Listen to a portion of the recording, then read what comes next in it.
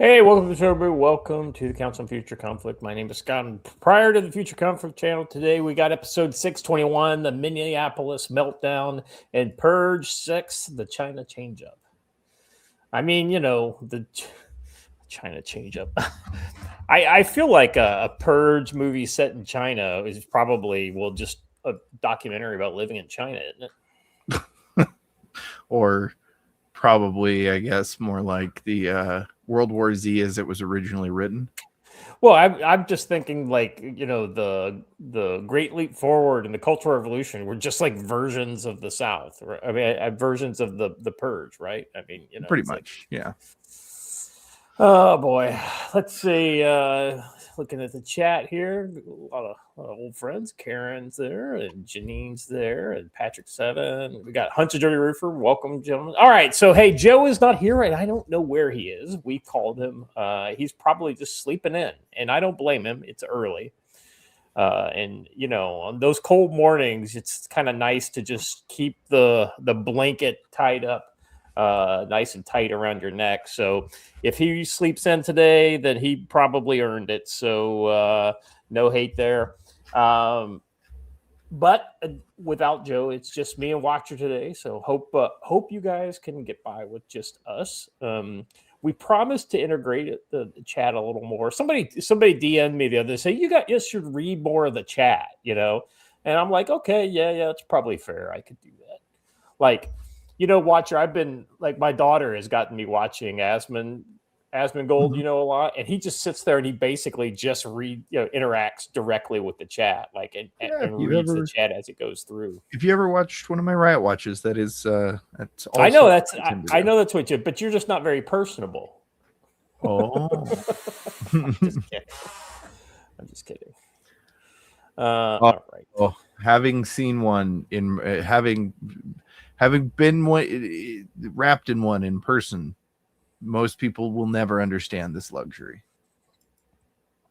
Did you know that when bison or the American buffalo and a regular cow create a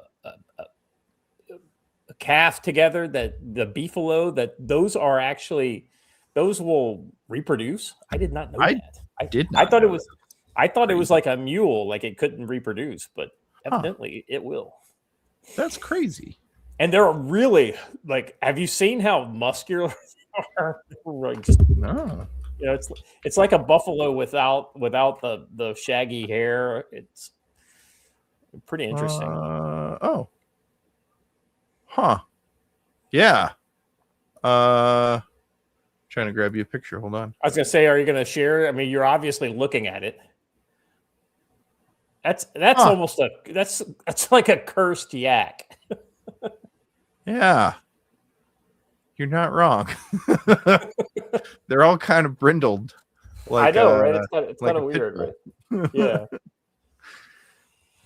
All right. Forging Freedom TV says we love Watchers Riot Watch. Good deal. Well, I mean, he may have plenty more Riot Watches in him this week. Looks like this might be a big week for it, and we're going to be talking about that. What a weird thing, though, right? Because I expected there to be Riot Watches yesterday, and then I don't know if it was the storm or what it was, but there was a shooting Saturday, and then Sunday was almost nothing. Like legitimately almost nothing anywhere. The only thing that really happened was the incident we're looking at in the thumbnail here. Yeah, the hotel deal. Yeah. Yeah, a lot of stuff to talk about with Minneapolis, Minnesota. So we'll be going through that, and then we'll also be talking. We'll dive into this China mess, and so I'll be honest with you, I'm not quite sure exactly what's going on in China because nobody knows exactly what's going on in China. That said, a lot of rumors have come out recently, and they all sound similar. And I've seen them from different sources, so it's kind of like I don't think everybody is just like repeating the same rumor over and over again. I think different kind of pieces of the truth are coming out. And so we'll talk about that, because even if it's half true, it's still pretty stupendous, if I'm honest. Yeah. Well, so I always think that the important mindset to have when I'm looking into rumors for China is the one that I got from China Uncensored, which is you just kind of look at the whole rumor mill thing as if it were a soap opera, right? Mm. It's going to be true, and some of it's definitely going to be highly exaggerated. But it's a fun soap opera. They've named it General Hostility. I like that. Let's see. Where is it? I was looking forward to Joe's rant regarding the Second Amendment. Yep. So we've got that tweet that he put, and I think this is one of those kind of things. Like, I might not be nearly as ranty as Joe is, but I think he and I see eye to eye on this very well. And that no matter how correct or whatever the shooting may prove to be after the investigation's over with, that guy did not get that. Nobody deserves to be shot because they bring a gun to a protest. It's kind of like everybody's an adult until you start acting a fool, and then that's when people get shot. And this guy, I think, was acting a fool. And carrying a gun may have contributed to him being killed, but it was not the proximate cause. It was all the other things he was doing, I think. All right.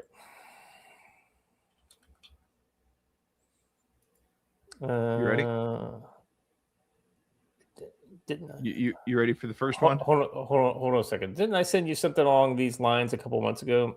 Oh, what are you talking about, Hunch? I don't see anything there.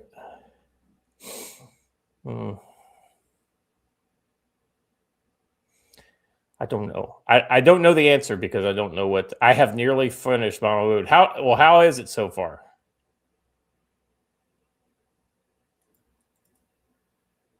Let's see. Certifiably regarded this morning. Okay.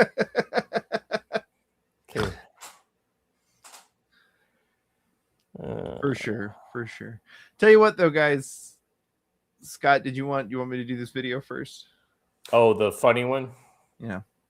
Yeah. So here's the thing, right? Like everybody, like I'll be honest with you, I kind of get a kick out of the whole AI thing. I don't think it's the end of the world, but that being said, I totally understand the people who are out there that have trepidation. But it's things like this that I think it's just like, come on, this is the kind of thing. If you could get them to just completely recast classic movies, I think that would be so funny. And just play the entire movie, So this is a recasting of A Few Good Men with Elvis in the Tom Cruise role and Randy Macho Man Savage in the Jack Nicholson role. Let's play. Colonel, did you order the code red? You gotta calm yourself, son. I'm calm as a Sunday morning. I just want the truth. Truth? You can't handle the truth, brother. Because when it gets out there in the ring of life, it stands toe-to-toe with fear and snaps into it. I ordered it. Yeah.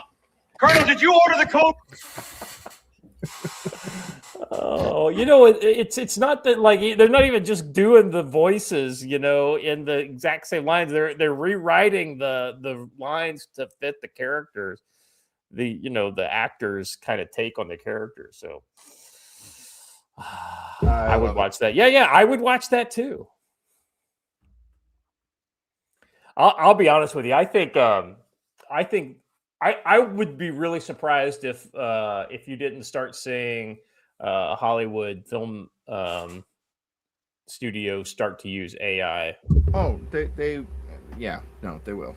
Because because the money. It's all about the money, right? Well, and I'll be honest. Like I think, look, and I hate to be the most charitable version of this, but this is where this is headed, right? Like the movie industry saw that the video game industry was able to triple their profits on microtransactions. And so what's going to come is movies that are shot in such a way that you get to decide what actors you want, and each actor you can add in. It's just whatever the small little fee is for that particular actor, depending on whether they're an A-lister or B-lister. And here's the thing, right? I think the way they'll do it, Watcher, is like, let's say we're going to make a new Star Wars, right? Because that's one of the things you've started to see lately is a bunch of new Star Wars content that these AI people are are putting together. And I think what it'll be will be like, okay, so we'll hire an artist to actually design the set and all this kind of stuff. And we'll have a bunch, and it'll be a digital artist, a digital set, and we'll have him create a bunch of different scenes of the set. So then we can take those images, put them into the AI, right? And then set the scenes in those, digital sets, right? And then, the characters, they may design the characters, but they also may let the AI design the characters. Hey, right? You know what? Actually, hold on, Scott. Somebody just said something very important here, and you might be on to something. you might be on to something. Yeah, I kind of, here's the thing too. This is the other thing. Well, like I really feel for the people in the art side of the business, and there are a lot of people on that side of the business. I want to, Peter says, I want to accelerate the downfall of Hollywood. It's the first step in destroying the finger wagging elites. Yeah, the limousine liberals would have a conniption fit. But the rich one would just kind of sail off into the sunset, and it's all the waitresses in LA that would get distraught. Here's a serious implication about this. I don't think anybody's really brought up yet, which is, hey, like we're living in a time when Hollywood has completely destroyed itself, both as a viable fiscal way to make movies and also as a viable way to because they shattered the national culture, right? So then what's Hollywood supposed to market to? They can either market to us, which is the majority, or they could market to their side, which is basically their whole point is just to use themselves as a propaganda wheel at this point, right? So right as that's all happening, we now have a system by which any right-wing creator can make full-length movies that look professional and like basically as good as anything Hollywood was releasing as of 2015 at least.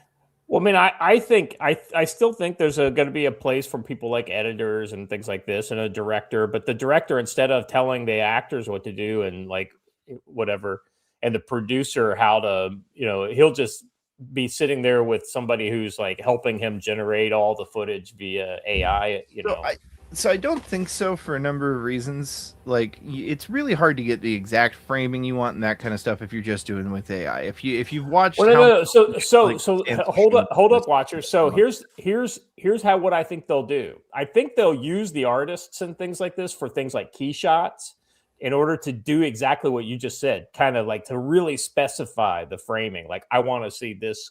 This is like the opening like into shot, right? And you may even do control frames, and I want it to go to this, and then I want to go like you know what I mean. I think they'll do that, but then they'll just let the AI kind of handle all the scut work in between, so they never have to build any. They don't have to hire an actress. They don't have to do anything. Well, I think they probably hold on a second. But it's just going to be stage blocking. Well, right, and it like I said, it's more like an animation where you have keyframes. So they have this thing, these guys called tweeners or in-betweeners, right? And so you'll have the key artist drawing the key frames, right? Like so, frame 1, frame 14, frame 22, or 45. You know what I mean? And then they'll hand those off to the tweeners, and the tweeners have to basically draw all the versions of that go from 1 to 14, right? Like I've got 1, I got 14. Now I just have to draw 2 through 13 that get me, from. And so I think they'll just kind of let the AI handle that. And, the more specific they need, the more images they would need to create. But then it just becomes, and one of the ways they could do it is using like a 3D animation tool.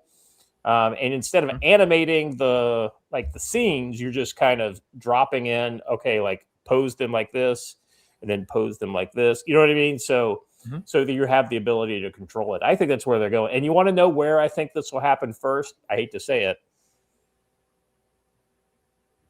Say 5 hours of Sydney Sweeney running naked through the jungle. It's going to be porn. It's like, why in the hell would you ever want to hire a porn actress? I know. I mean, but thus far it hasn't been like what you would call like mainstreamed. Like it's not like I don't know, man. They had to pass a whole deepfakes law like 10 years ago. Well, but that's like for real people. What they're doing is they're just creating entirely, computer generated people, and then they don't have anybody to pay off for the rights. Like you don't have to worry about cellulite. You don't have to worry about like all the things that you have to worry about with real people. And I'm pretty sure that's where you'll see these full featured things occur first. Anyway, it's coming whether we want it or not. So, yeah. All right. Enough of that. 17 minutes in, and we got Blaine Pardo joining us. Blaine, I accused you over the weekend of having the world's best crystal ball, and we're going to be updating a certain meme in the near future. To go to that. And here's what I think. I think they're waiting. I think AOC and her coterie of minions are waiting for the last book to come out so they can know where they screwed up in the alternate timeline and how to not make that mistake again. I don't know. I can only pop on for a little while this morning, but when I saw the subject being Minnesota Mayhem, I had to be on with this just because it's so predictable and it's so easy to 100%. Watch. Yeah, I've never seen a bigger group of retards gathered together in my life. Blaine, there's a real reason why this is occurring over there. The only thing that I can figure is that, oh shit, we found their piggy bank. With all the fraud and everything. So that's the reason why they're going hard in the paint. Don't look over there. Don't look over here. Look over here at this terrible riot because evidently these ICE raids are going on all over the country, but nowhere else are they getting the attention that they're getting in, St. Paul and Minneapolis. In fact, they're happening with more intensity in other parts of the country. There are more deportations happening in Texas, California, multiple of these other states, by orders of magnitude, actually. So it's interesting that this is the one spot of resistance. Well, a lot of that is the rhetoric that's being fed by the mayor, the governor, the police chief. Yeah. Everyone across the board. Second of all, this is a test, I believe, of their command and control capabilities, their communications capabilities, their ability to coordinate, and they're pushed. They have broken so many laws, and no one's being prosecuted for it. So they feel empowered, and honestly, they are. Now, the only thing I think holding all this back is, at least we know when Trump went in and got Maduro, he had a fleet parked out there for a month and a half or so before he went in and did it very precision, very precise. I'm hoping that's what's going on here, is that Trump is getting all the chess pieces put into place. I see he's sending Homan in, which, it's not going to calm things down with these people. They hate him as much as they hate Trump.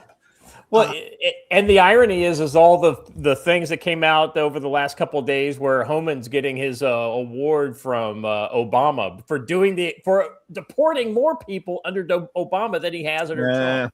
So here's the thing. We need to not give in to their framings on that. The only way that Obama deported more people is if you count turnaways at the border as deportation. Well, that's true. That being said, the point is he was getting results, right? And he was taking he correctly enough got credit for the turnaways at the border too, because that was part of the border policy that he was executing. So whether it's their framing or not, it's still true. It's just not. It's an apples to oranges comparison. Oh, yeah. Lance Corporal Veteran for $2 says, "Stop equating our rights with commies. They don't." Yeah, that's right. Oh, well, in the interest of making sure that we get to the Minneapolis stuff while we still have Blaine, do you want to get through some of this? Because there's some exciting stuff in here. Blaine, have you seen what's going on in the Philippines? This is the Philippines, Blaine. So this is, we always talk about protection details and why they need to be switched on and why you need to have the correct materials. Well, in this case, both sides had the correct materials. These are the bad guys, and you'll see this here in a second. Yes, that's an RPG he just pulled out, and his buddy just gets smoked.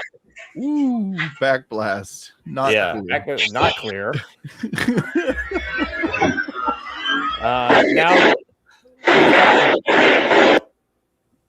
so we've got this is the video of the vehicle they were targeting. So it's an up-armored Toyota Land Cruiser, takes the RPG in the side, continues to move out of the engagement area. That is how you survive. See, there's the vehicle that fired at them. They shoot down at the guy, but then they're probably.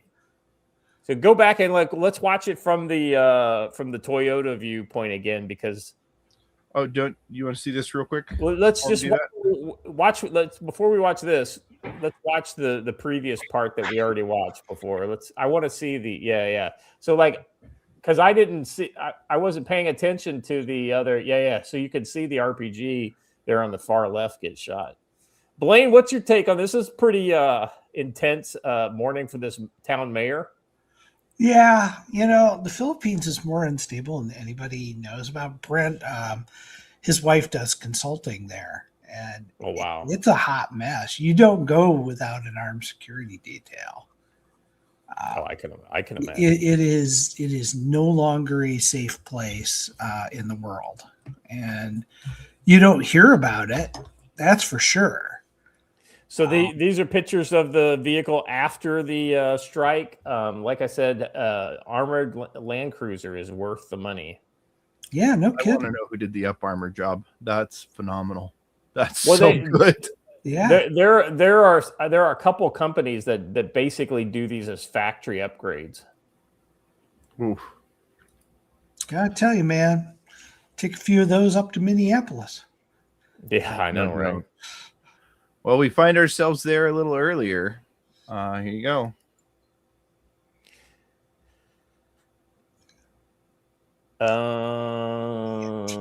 Yeah. So basically, I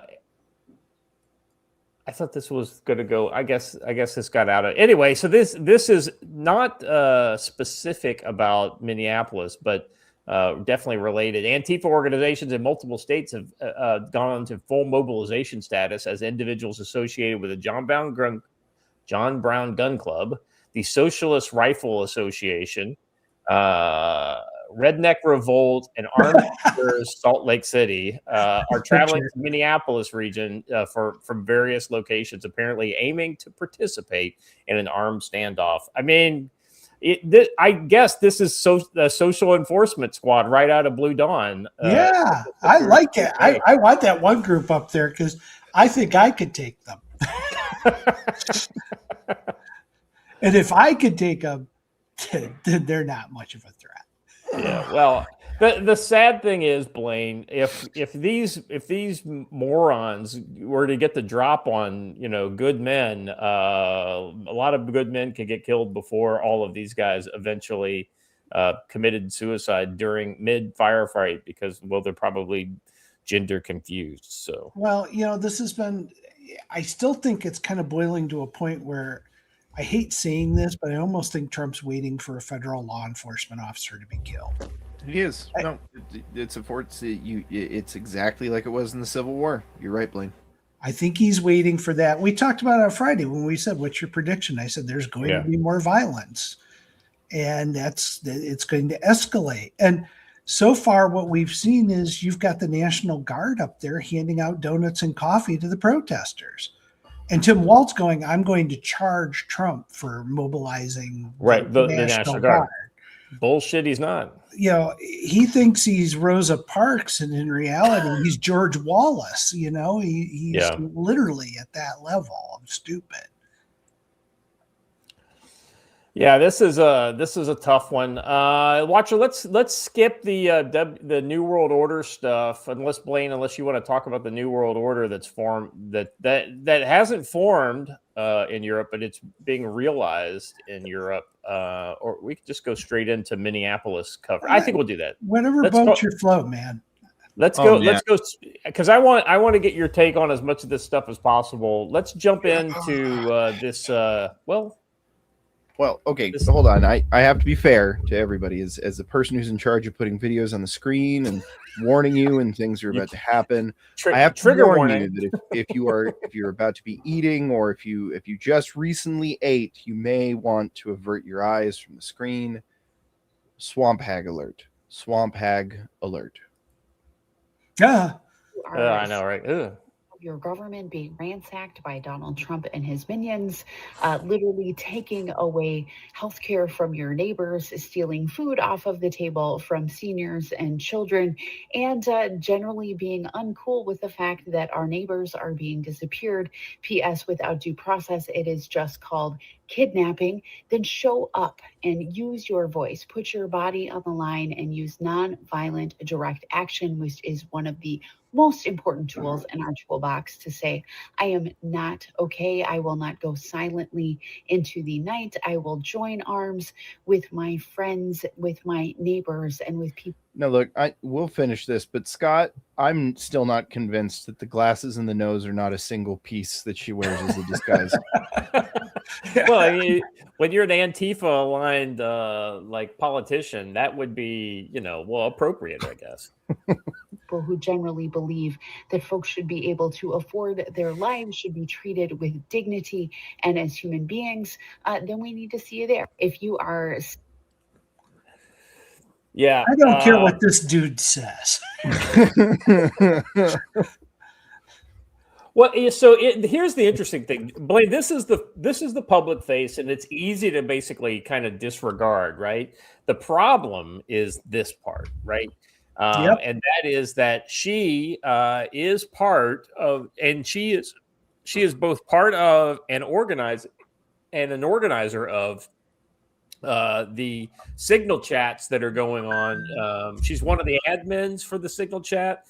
And so she is helping coordinating these resistance efforts, insurgency efforts, you could say, insurrection, maybe. I don't know, definitely seditious conspiracy, I think, is pretty obvious here.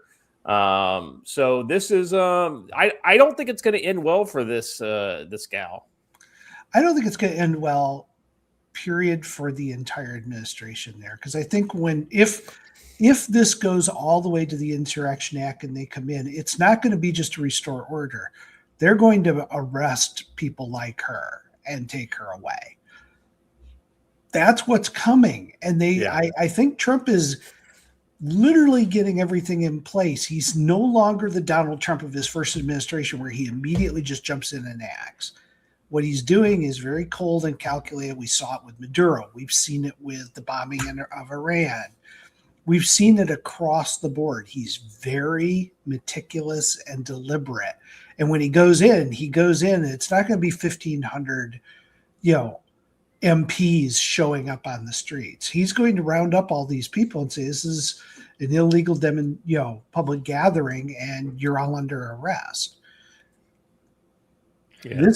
She deserves to go to jail for this. If she's coordinating this as a member of the state, you're coordinating against the federal government doing its duties.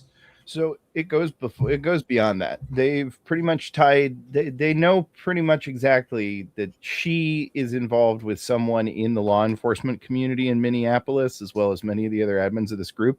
They're running live license plate scans in real time, as well as pulling up information that only the car rental agencies would know, and that would be confidential information.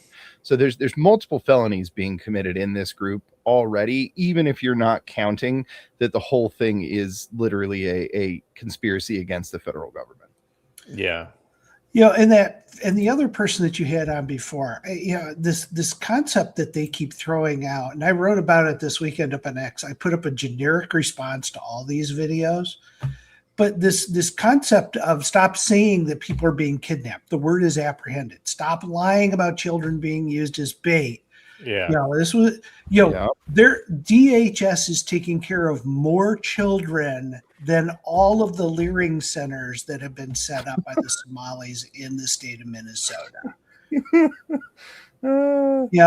This is ridiculous stuff. And these people are like, let's go out and be nonviolent. I saw the video this morning of them smashing into the Hilton Hotel where DHS was staying. This is not nonviolent. These people are incredibly violent. And the police are literally doing nothing. They're letting it happen. So you're right on the money there. I hear a lot of people saying a lot of stuff like nothing ever happens. It's almost as if the fraud was only exposed less than a month ago, and it takes a lot longer than that to set up an actual proper case, particularly when you have to figure out how you're going to do the venue so that they don't just automatically get nullified by leftists. Right. Additionally, it's almost as if they continue to pressure them and they continue to escalate, and both of those things seem like they're not going to end anytime soon, that once it actually does tip over into full-on open armed insurrection, as it literally could start out that way today, by the way, suddenly you're looking at a whole different court system to be able to try these people in. One that's not so stuffed up with liberals at every level, and one that can't be nullified by a jury. Right. Yeah, I think there's something there. All right, let's move on past this. I want to get her off my screen. Thank you.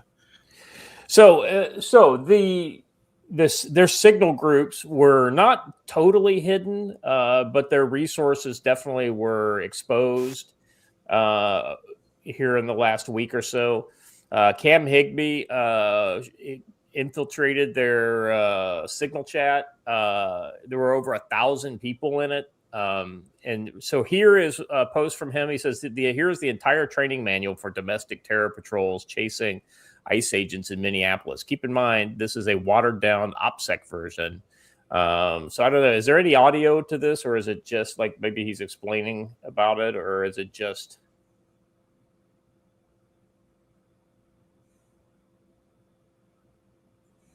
Sorry, I wasn't talking. No, there's no audio. Like the audio is on. Okay. Yeah. So it's just a video so that you can pause it, zoom in, read it, and then keep going. So I thought that was really interesting. And let's go on to I think the next one is the actual. So this next one is a story about Trantifa, and this kind of gets back to the John Brown Gun Club and some of these other groups. Specifically, I think this is that Salt Lake City group. About a year ago, FBI Counterterrorism Division conducted an unclassified briefing warning an emerging domestic terror threat vector described as nihilistic accelerationism. The briefing was around the same time a series of attacks in which left-wing militants firebombed Tesla vehicles and showrooms. These attacks were largely in response to President Donald Trump and Elon Musk's crusade against the federal bureaucracy through Doge-related activity. It's amazing that something like that could stoke such violence. By late summer, less than 2 weeks, I think we now know the reason why they were so pissed is because they knew that we were going after their money. Like what we're seeing with these protests related directly to the Minneapolis fraud. It says here, by late summer, less than 2 weeks before Charlie Kirk was assassinated by left-wing activists, we published an assessment titled "America Has a Trantifa Problem." The report probably stunned most people. They couldn't believe their eyes as accelerating convergence of militant ideology and left-wing activism began to unleash chaos. Let's see. Well, weeks later, we penned another note about planning war against fascists, the Socialist Rifle Association, which has 10,000 members. And in their opinion, in the writer's opinion, the profiling of these left-wing activists from the Tesla takedown, fueled by dark money NGOs and the militant left to anti-ICE riots in Los Angeles to the political assassination of Kirk only suggests to us that left-wing chaos would accelerate into the new year. Now, the nation has entered a dangerous period as turmoil in Minneapolis could be replicated in other sanctuary cities when warmer weather arrives. Left-wing activists are reported to be operating shadow police-style networks on Signal to target federal immigration agents, possibly in coordination with local police and individuals. Hey, that's the man himself, the man, the myth, the legend, Joseph Dolio. How you doing, brother? We'll just move on with the show. How about that?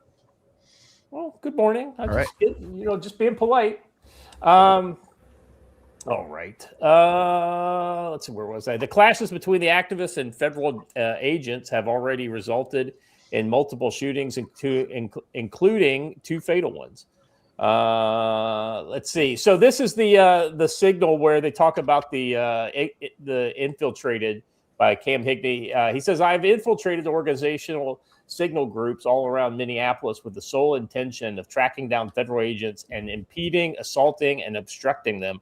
Buckle up, all will be revealed soon. And so anyway, this video, he kind of scrolls through there and it shows literally all the people who are in the 754 members that are in this Signal chat.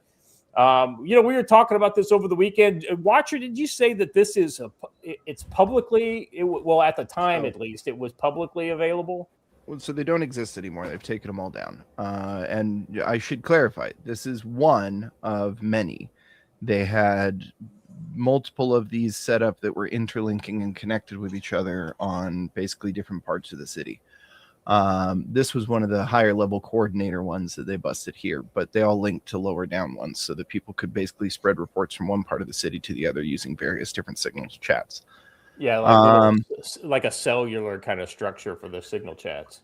Yeah, so it doesn't necessarily matter that it got deleted. They have more than just the videos.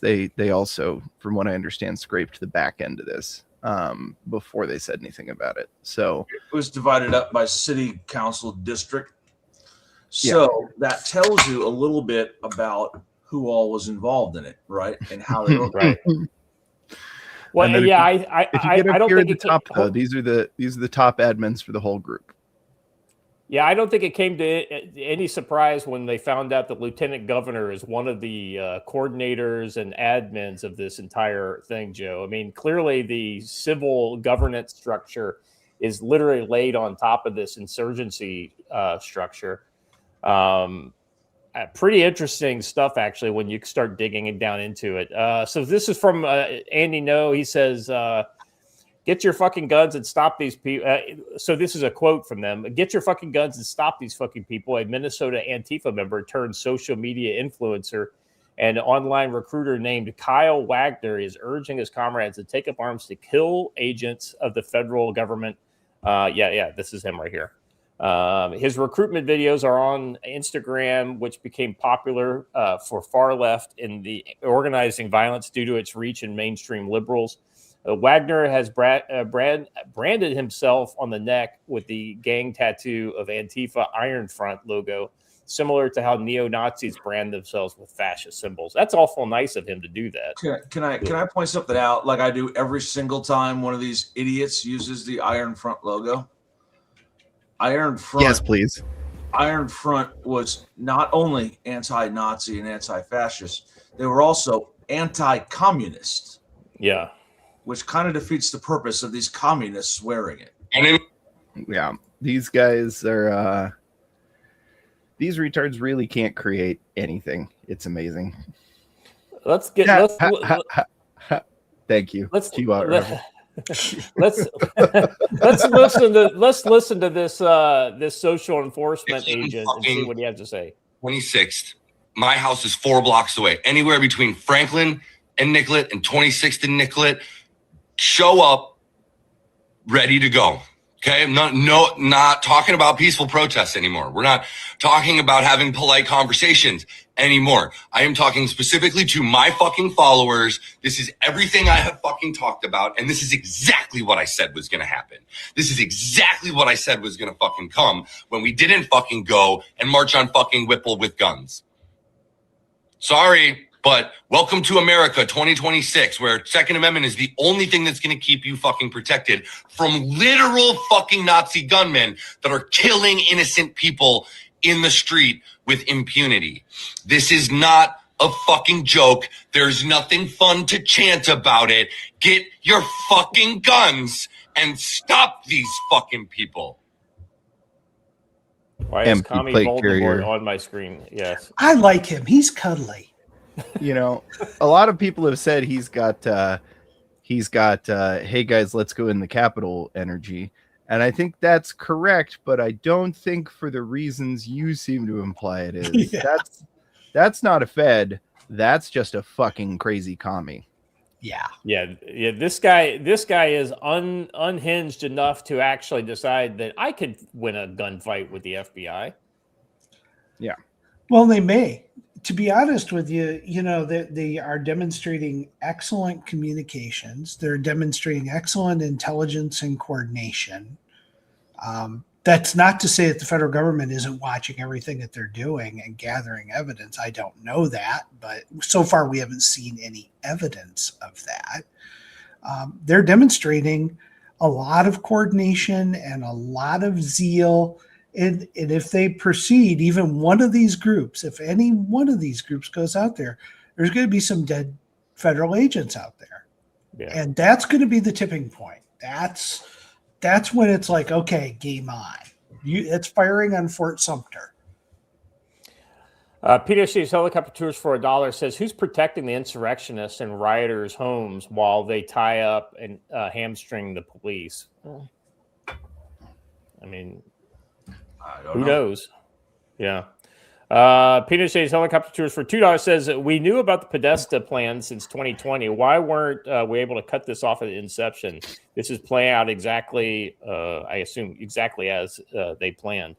Well, here's the thing. An idea is not illegal, right? Especially if you say, well, this is just a fictional scenario, which is how like John Podesta and that group would say this is just a war game for how to handle something. But then when you do it in the open like they did, it's like, well, we're not trying to hide anything. This is just a thought experiment, right? But the problem is that when people start to actually execute it, then a guy like John Podesta says, I don't have anything to do with this, right? Like we just had an idea, like a thought experiment, like 6 years ago. This is not me and my, billionaire buddies or millionaire buddies executing an operations order that we wrote and we war gamed 6 years ago. It's the grand level. I'm not actually touching you.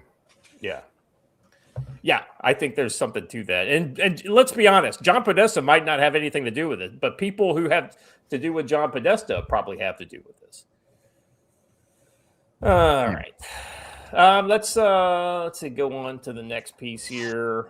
So this good video. Okay, so here's the thing. I like this because it's one man standing up against, it's kind of like one guy holding back the tide, right? And to say that one guy can't make a difference, well, I think that this obviously proves the point that an individual how you can get people shot. It's exactly how you get people shot.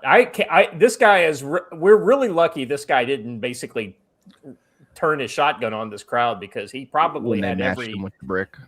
Well, he had every right to do that because that's lethal force. He was injured. He was overpowered, and you couldn't let them get the gun. The only way to do that is to shoot people.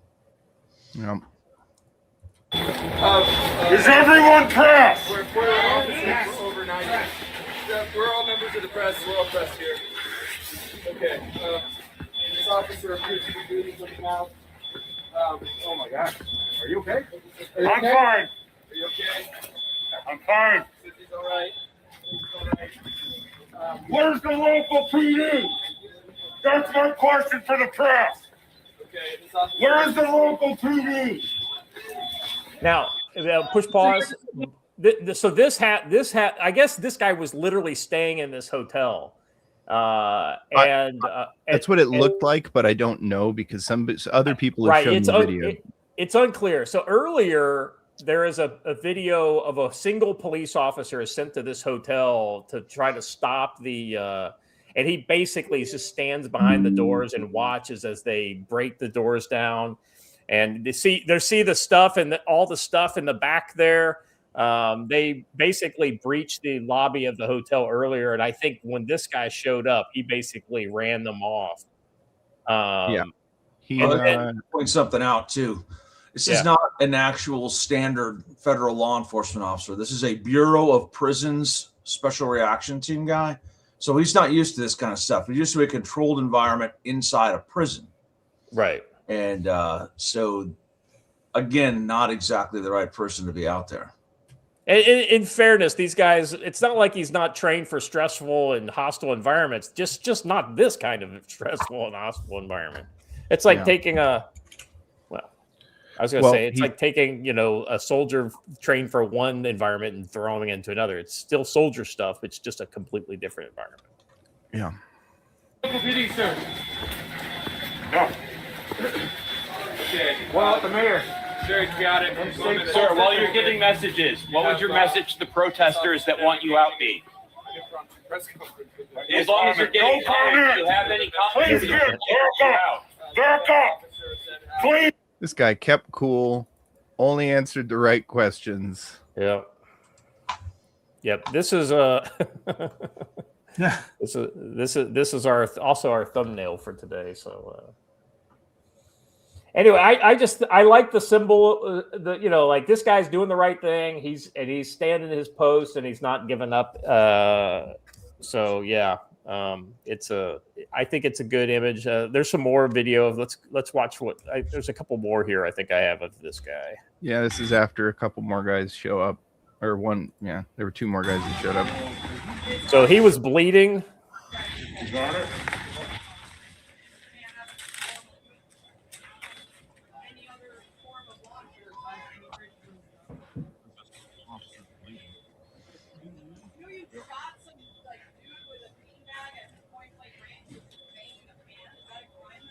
Oh my God! He shot somebody with a beanbag range. You understand? Are you pressed? Are you pressed? Are you pressed? Someone's gonna get a CS grenade. CS grenade enema. Yeah, he shouldn't have. No, this is like that. This is not the guy who got bit.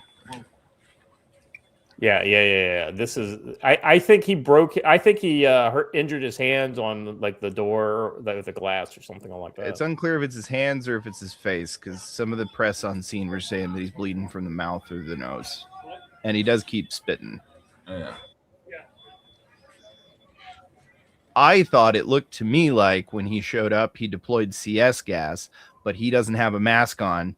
So he just literally strong-armed that shit while everybody else ran through it. Yeah, right? It looks to me like he's spitting because he CS'd himself, but I could be wrong. Frag Out Design says he got hit in the face from a brick. So that's coming. That hadn't happened yet, unless it happened twice. But that comes here when the two of them are standing side by side in the doorway.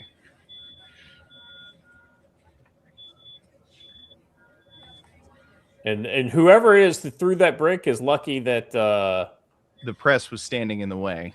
Yeah. I'm not gonna lie. If you throw a brick at me, I'm gonna shoot you. Yeah, I think I'm gonna go down that path too. I think this might be it. Are you pressed? Get back! Get back! Get back! Somebody back here behind the. Yep. Yeah, right there he is.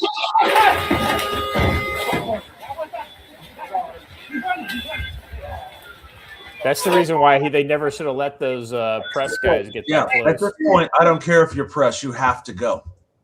The press is not some magical thing that allows you to go anywhere you want, anytime you want. Yeah. You know, it's interesting because I read an interesting article this weekend on Kent State. And, you know, it's amazing because they haven't figured out yet that when Kent State happened, and I was alive during that period, which I'm not really proud of, but I remember Kent State a little bit. And what's funny is there's this myth about Kent State, like, oh, that was a big turning point and it was a big deal and stuff. But the truth is, most Americans actually supported the National Guard at Kent State. They were so sick and tired of these stupid protests all around the country about the war. They had seen these kids throwing bricks and bottles at the National Guard, and they were like, at the time, there were newspaper articles that are like, why didn't they shoot more of them? And I think there's a difference between where we're at now and then, but I also think Trump's playing this very smart. People are getting fed up with this. They're like, this is ridiculous that this is going on as long as it is. Yeah. I'm looking for there's a point at which the actual kind of the cavalry arrives. I'm trying to find that video. The cavalry. Yeah. Well, I mean, basically it'll be BG on the scene. Yeah, I think it was BG. The local law enforcement showed up and arrested the ICE guys for littering, for bleeding in the lobby. So I'm not clear how or why this happened, but after those guys had a big standoff, and I think because somebody saw how bad it was looking for them, they surged a bunch of local PD into the area and then showed up and arrested basically everybody that wasn't actually press. Many people that were press that had to later get released. Yeah, so basically they came in with the big voice, and I think this is it right here. Go ahead and play this.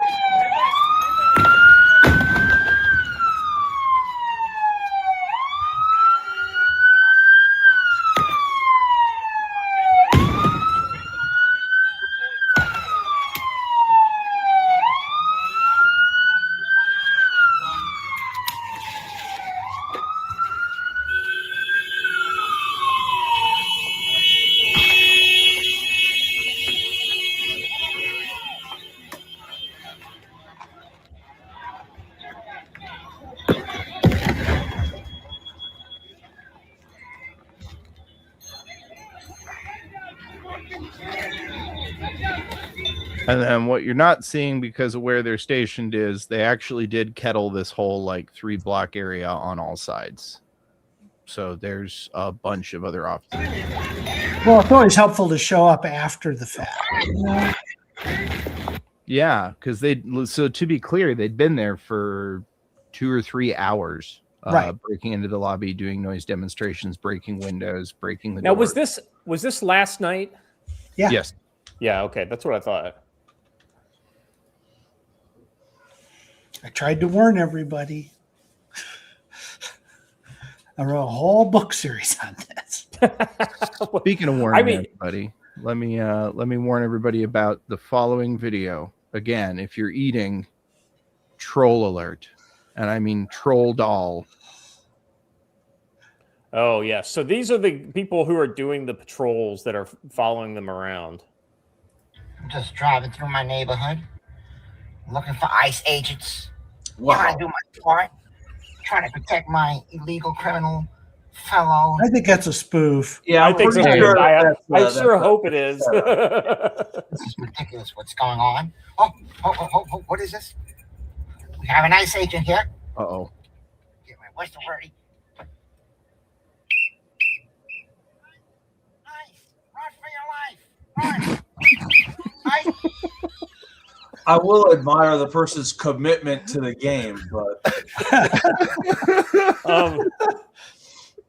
Watcher, I'm going to drop going back to the previous scene. I'm going to drop a link here in the private chat. This is from the rioters' standpoint, and we get to see just desserts served out. This is earlier when they're actually the protesters. When it was him by himself. Yep. Yeah.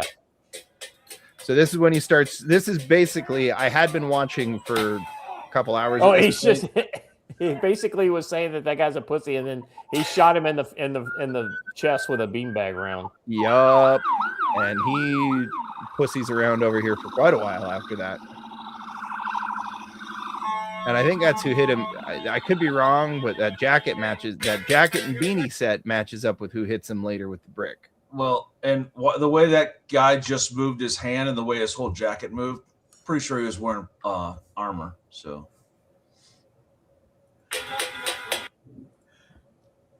So yeah, the noise protest was unbelievably pathetic and annoying. I should add that there weren't that many people there. There were maybe like 36 people there when the guy shows up by himself. Which don't get me wrong, that's still way too many to be outnumbered by. But so, in the kind of breaking news, I guess this morning is that Tom Homan will be managing the scene directly there in the border czar will be there in Minneapolis, managing everything directly, and he will also coordinate the fraud investigations per Caroline Levitt. So that's interesting.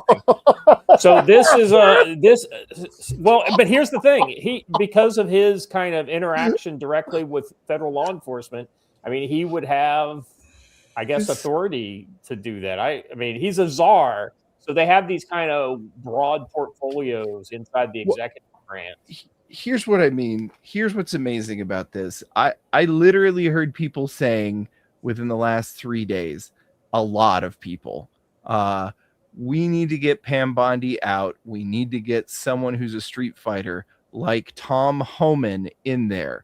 I don't know who, but someone like Tom Homan. Yeah.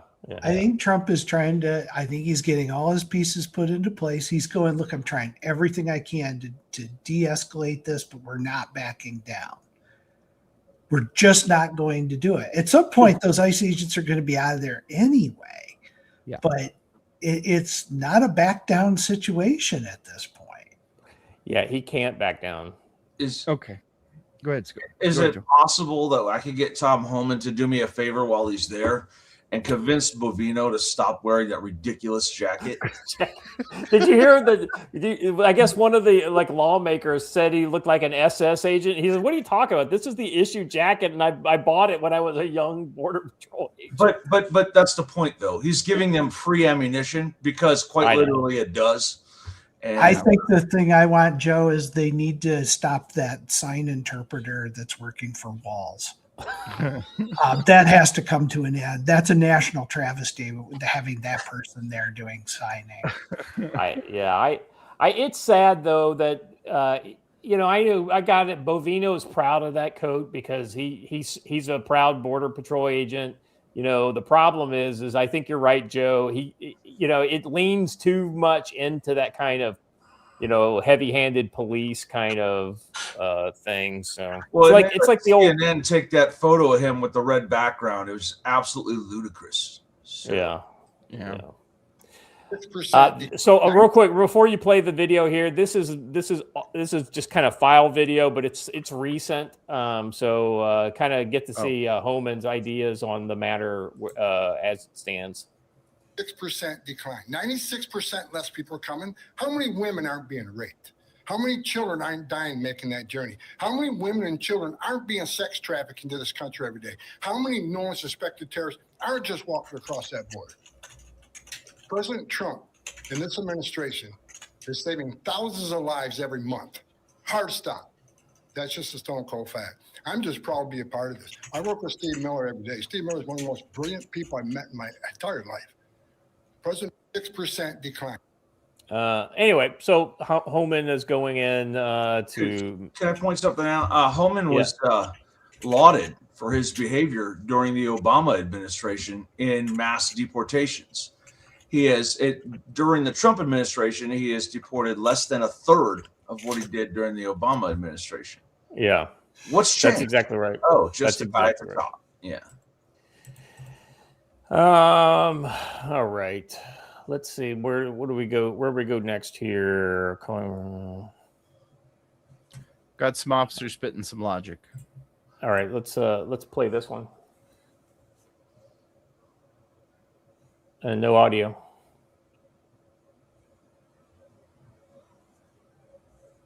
No audio. I don't think you're sharing the audio.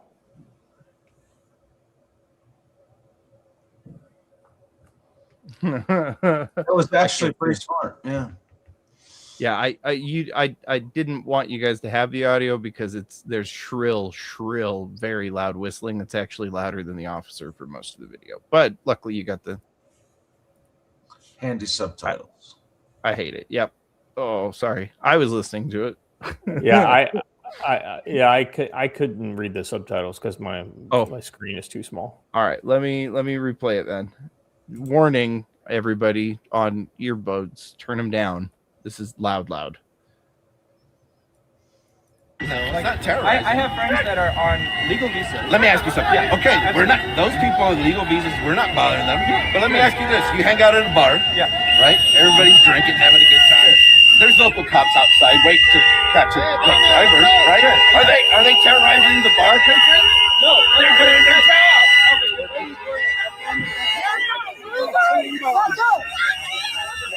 Hey, watch your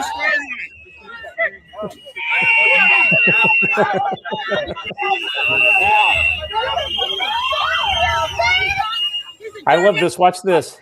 I'm going to stop your car with my body. I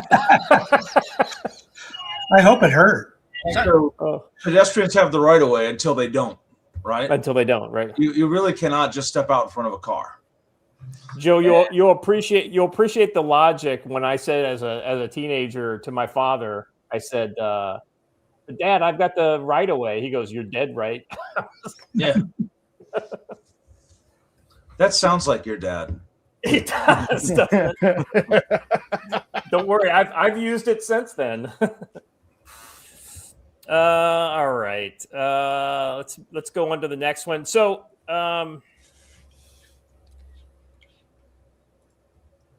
all right, protesters before they start protesting Carhartt because ICE agents wear Carhartt hats sometimes. It's going to happen. Well, this is like when they went to Target last week, Oh, that's right. They started going in and just dropping off a lot of things at the register and then saying, "I'm sorry, I don't want any of this stuff," and just leaving. It's kind of like, I think ICE should we'll go to all the Planned Parenthood locations and hand out.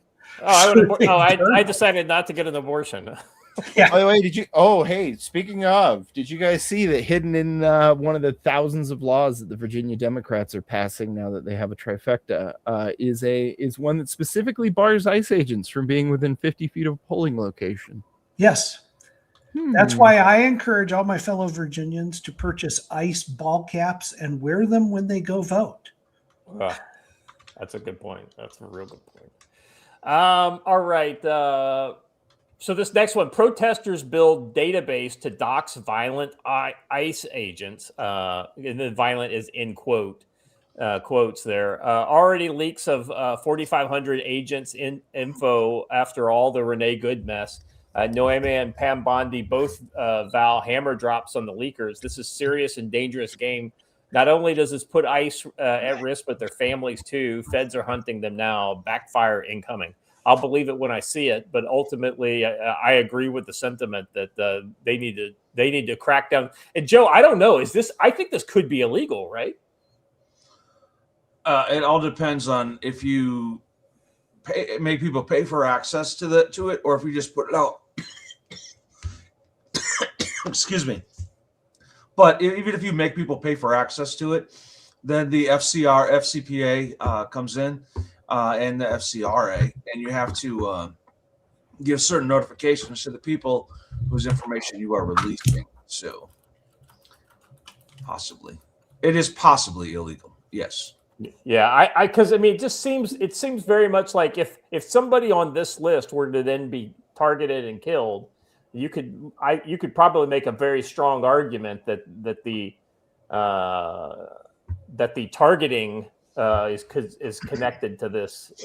They'd be an accomplice. It would seem like it, but I don't know. I mean, I don't know the laws, but still, this is just one of those kind of things. They could just be aggregating data and then not doing anything with it.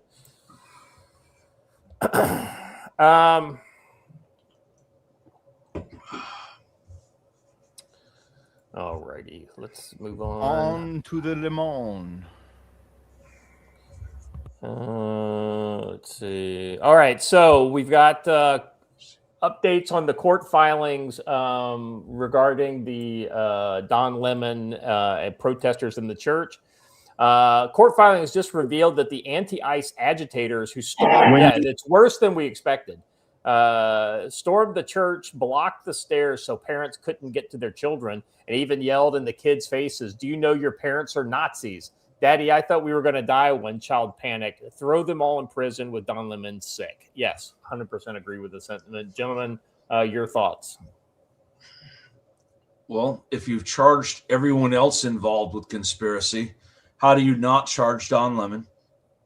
And Don Lemon knew ahead of time what was going to happen. Therefore, he's a member of the conspiracy. Press or no press.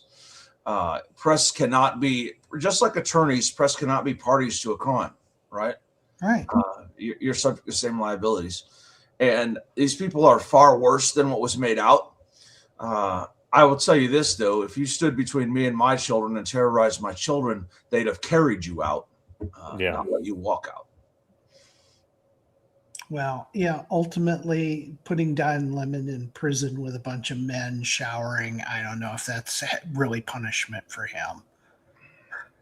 Yeah, it sounds too much like a vacation to somebody like him.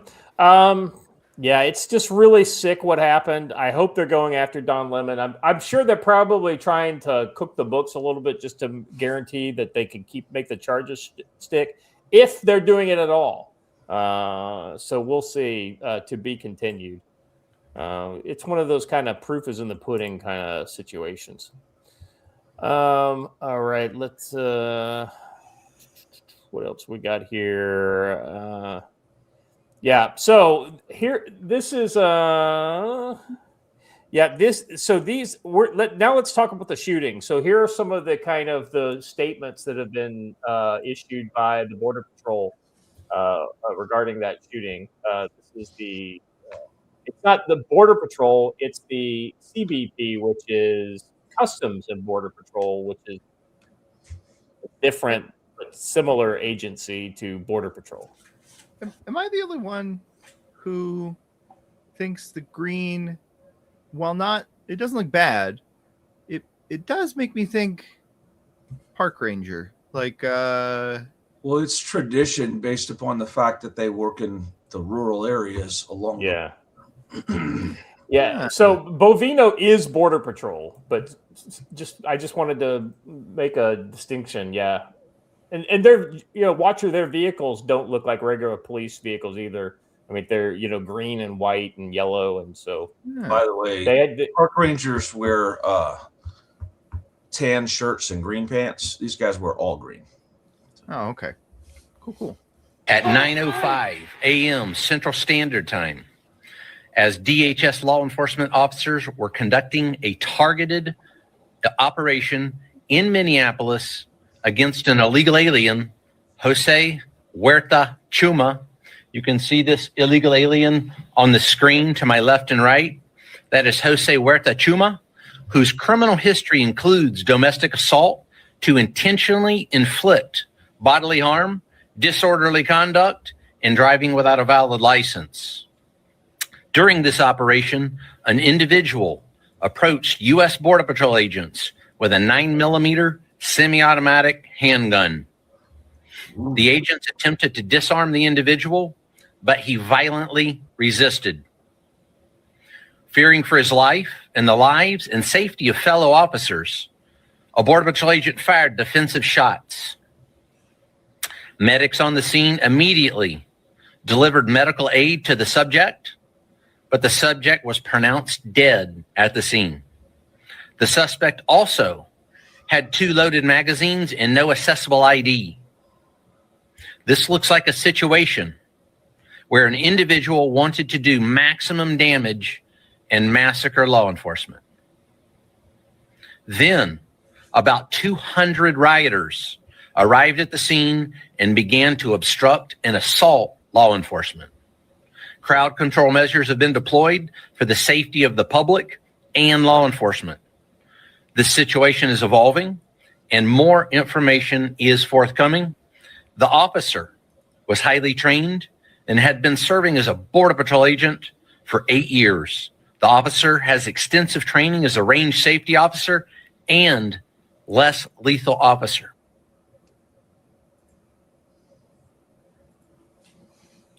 Reactions, guys?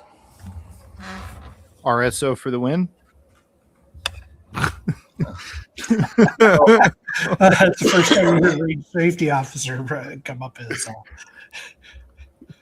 a perk. Well, all I'm going to say is, I mean, yeah, when I watch a guy take a hot brass to the neck and I watch him flag the whole line with live ammunition, I have more than once thought, can I get to him fast enough? Just saying. So let me just preview the next two links, and then if you guys want to comment more now, or we could just kind of get through the next two ones and then wrap it all up into one thing. So the next one is Bovino again in an interview on CNN, and then Joe, your response to the stupidity that this guy shouldn't have been armed or whatever. That X post you did yesterday, I've got that as the following one. So what I want to do is I want to play the video, then I want to read your post, Joe, and then I want to go to you for your kind of comments on this, because I think you made a great point in your post. Law enforcement doesn't assault anyone. Follow directions of law enforcement. Follow directions of law enforcement in an active crime scene. It's very evident he didn't want to do that. Very evident that the other individuals didn't want to do that, and it's too bad the consequences had to be paid because he injected himself into that crime scene. I can't say that enough. He made the decision to go there. We didn't make the decision to talk to him. We didn't even know that individual was in existence until he came into that crime scene. I want to go back to video number 1, because you keep saying that he injected himself into the crime scene. He was a guy on a street filming an operation. He was far away. He wasn't on the crime scene. And what I want you to see again is that law enforcement appears by the video we have to be approaching him and the person who is next to him, not the other way around. And so what I want to know is, what evidence do you have that he went after law enforcement? Oh my God. Sure. The fact that he was standing in the middle of the road, there was interaction between him, the bystanders, and law enforcement. And again, follow directions of law enforcement. He doesn't need to be in the middle of a crime scene. Dan, I don't think you would want to be in the middle of a crime scene, or you would want civilians in the middle of a crime scene injecting themselves into something that is none of their business at all. I think that's well said. Then I want to get several people came out and said, well, if he hadn't been armed, he wouldn't have got shot. That may be technically true, because if his approximate cause for him getting armed, for him being shot was that. But ultimately, I think, Joe, you had the right thing here. Let's do Joe's next, and we can listen to Kristi Noem after that. Yeah. So you were responding to Kristi Noem, where she basically said, "Let's play her thing first." And I'm sorry, I thought we had. Yeah. You have to hear what she says first. Yeah. You just made claims that the individual posed a threat to law enforcement. That is no claim. It is the facts. The facts of this situation. This individual showed up to a law enforcement operation with a weapon and dozens of rounds of ammunition. He wasn't there to peacefully protest. He was there to perpetuate violence. And all right, her thing is too dumb, so I have to drop a joke in the middle of this, and that is, honestly, we should let's get to the heart of the matter. He endangered everyone by bringing a SIG P320. Okay. he was asked to show up and to continue to resist by a governor who's irresponsible and has a long history of corruption and lying. And we won't stand for it anymore. These law enforcement officers take an oath. They get up every single day and they go out to protect the public. Many of these individuals live in their communities, and this mayor and this governor have doxed them. They have allowed people to threaten them and their families and expose their identities in order to instill fear and violence. And that's not what America is about. You just made. So it wasn't just her, it was her, Kash Patel, and Bovino all made the same statement that you're not allowed to be armed near police or to be armed at the scene of a protest. And that is false. There is no constitutional basis for that. And dozens of rounds of ammunition. Boy, they shouldn't see me on a daily basis, right? Seriously, 3 standard magazines is 51 rounds of ammo, right? That's not that much. But my point is this: I'm not saying this guy shouldn't have been shot. His own actions got him what he deserved, right? Right. However, if we allow this to pass and we agree with their statement that you're not allowed to be armed at a protest, they're going to enforce that on both sides. They're going to enforce that on you and me, and we do not want that to happen.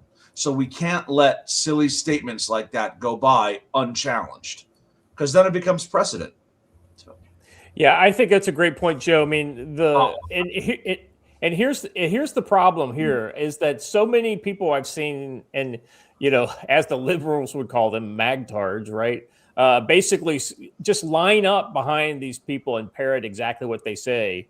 And so this is where we've got to remain consistent in our opinions. We can't make an excuse for the feds over here because we don't like the people who they're going up against. Nope.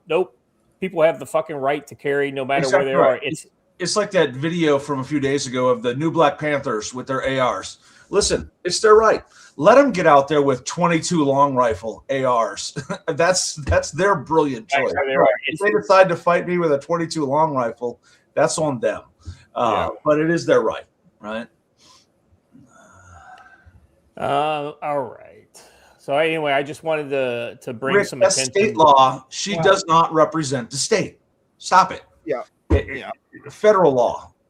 Well, I don't know if this guy was planning a massacre and all that. I don't know that. But I do know this. He was more armed and better armed than anyone that went into the Capitol on January 6th. This is 100% facts. And I am so tired of hearing the left go, but January 6th, but what about January 6th? That's an insurrection. Hey, this guy showed up at a crime scene with a gun. And it doesn't matter how many magazines he was carrying. The first thing they teach you in concealed carry classes, you need to identify to law enforcement you have a weapon on you. It's like they drill it into you. Yeah. I don't think that happened here. I think this guy got aggressive. They saw the weapon, and things transpired horribly for him. Yeah, I don't think he even knew the other agent had disarmed him. I think he thought he was drawing the gun when he got shot. Yeah. And so did everyone else. So here's the thing. All the people who argued with me all weekend saying, no, you should never be armed near the police. So you're telling me if the police knock on your door, you're going to disarm yourself? Or if you're out to dinner with your family and the police walk in to have dinner too, you're going to walk out to the car and put your guns away? It's a ludicrous proposition to say you should never be armed near the police. By the way, a lot of us interact with the police all of the time while armed, and nothing happens. So, hey Joe, and the other thing about like Rick bringing up these state laws, just because they have these laws doesn't mean they're constitutional. Correct. These are the kind of things that absolutely people should be challenging if they ever run afoul of these types of laws. And let me say this: Florida has passed its law. Let me see them enforce it. Right? For Rick arguing with me in the chat about it, but hey, well, we love Rick. That doesn't mean he's right. well, right, Rick. Yeah, we do love you, but it doesn't mean that in this situation, just because Ron DeSantis did it, it is great, right? Listen, if your state violates the Constitution, congratulations. Be happy for that. But they're restricting your rights as a U.S. citizen. So think that one through. All right. Let's see what's next here. Oh yeah, the woman who gets her hand blown off. Not. Let's see this. I think what she does is she either takes a baton round or a gas round to the hand. Belly flop on this is oh my god. Medic! Oh my god. And the winner for Best Supporting Actress is... I went to the William Shatner School of Acting. Oh my god. Look, you guys laugh, but this woman... I think she's a Brazilian soccer player. I was going to say, look at this. This woman has a future in the WNBA. Yeah, right. Actually, more people saw this video than see someone playing. That's factual. I would say she caught a gas round and it was burning. Guess what? They're very hot. You don't want to do that. Let's see. We got. I'm doing something really stupid. Ouch. Yeah. Right. All right. So this is the kind of so it's video like this that makes me feel like we're going to see more people getting killed in the near future. She did fall because of ice. Very funny. Get back! Get back! Get back! Like when you've got a cop down on the ground like that, I mean, aggravated assault. I mean, assault on a police officer. I mean, this is like serious jail time. He probably will not even be arrested. I'm telling you that they're not going to arrest these people, and the judges there are going to let them walk out the door.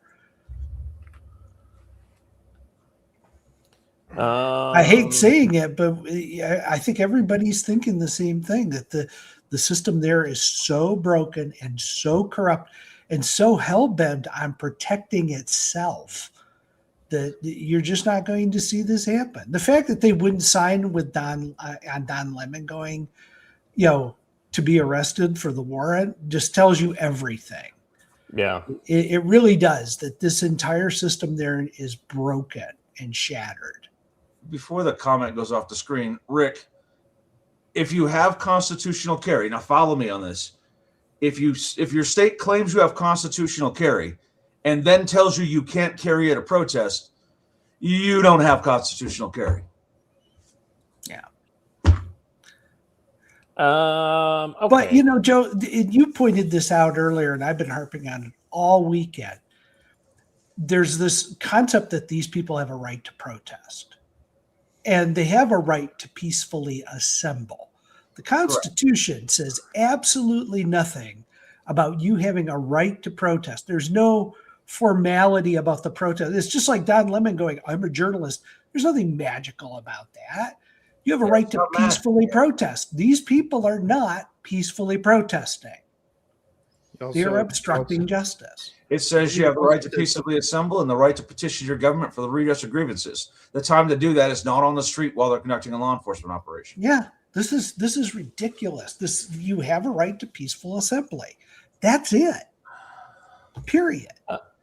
All right. So this next one is Andy No post. Far left extremists linked to Antifa and anarchist and communist extremists are encouraging comrades to go to Minneapolis as delegates for an armed uprising. So this is kind of related. Have no understanding. No.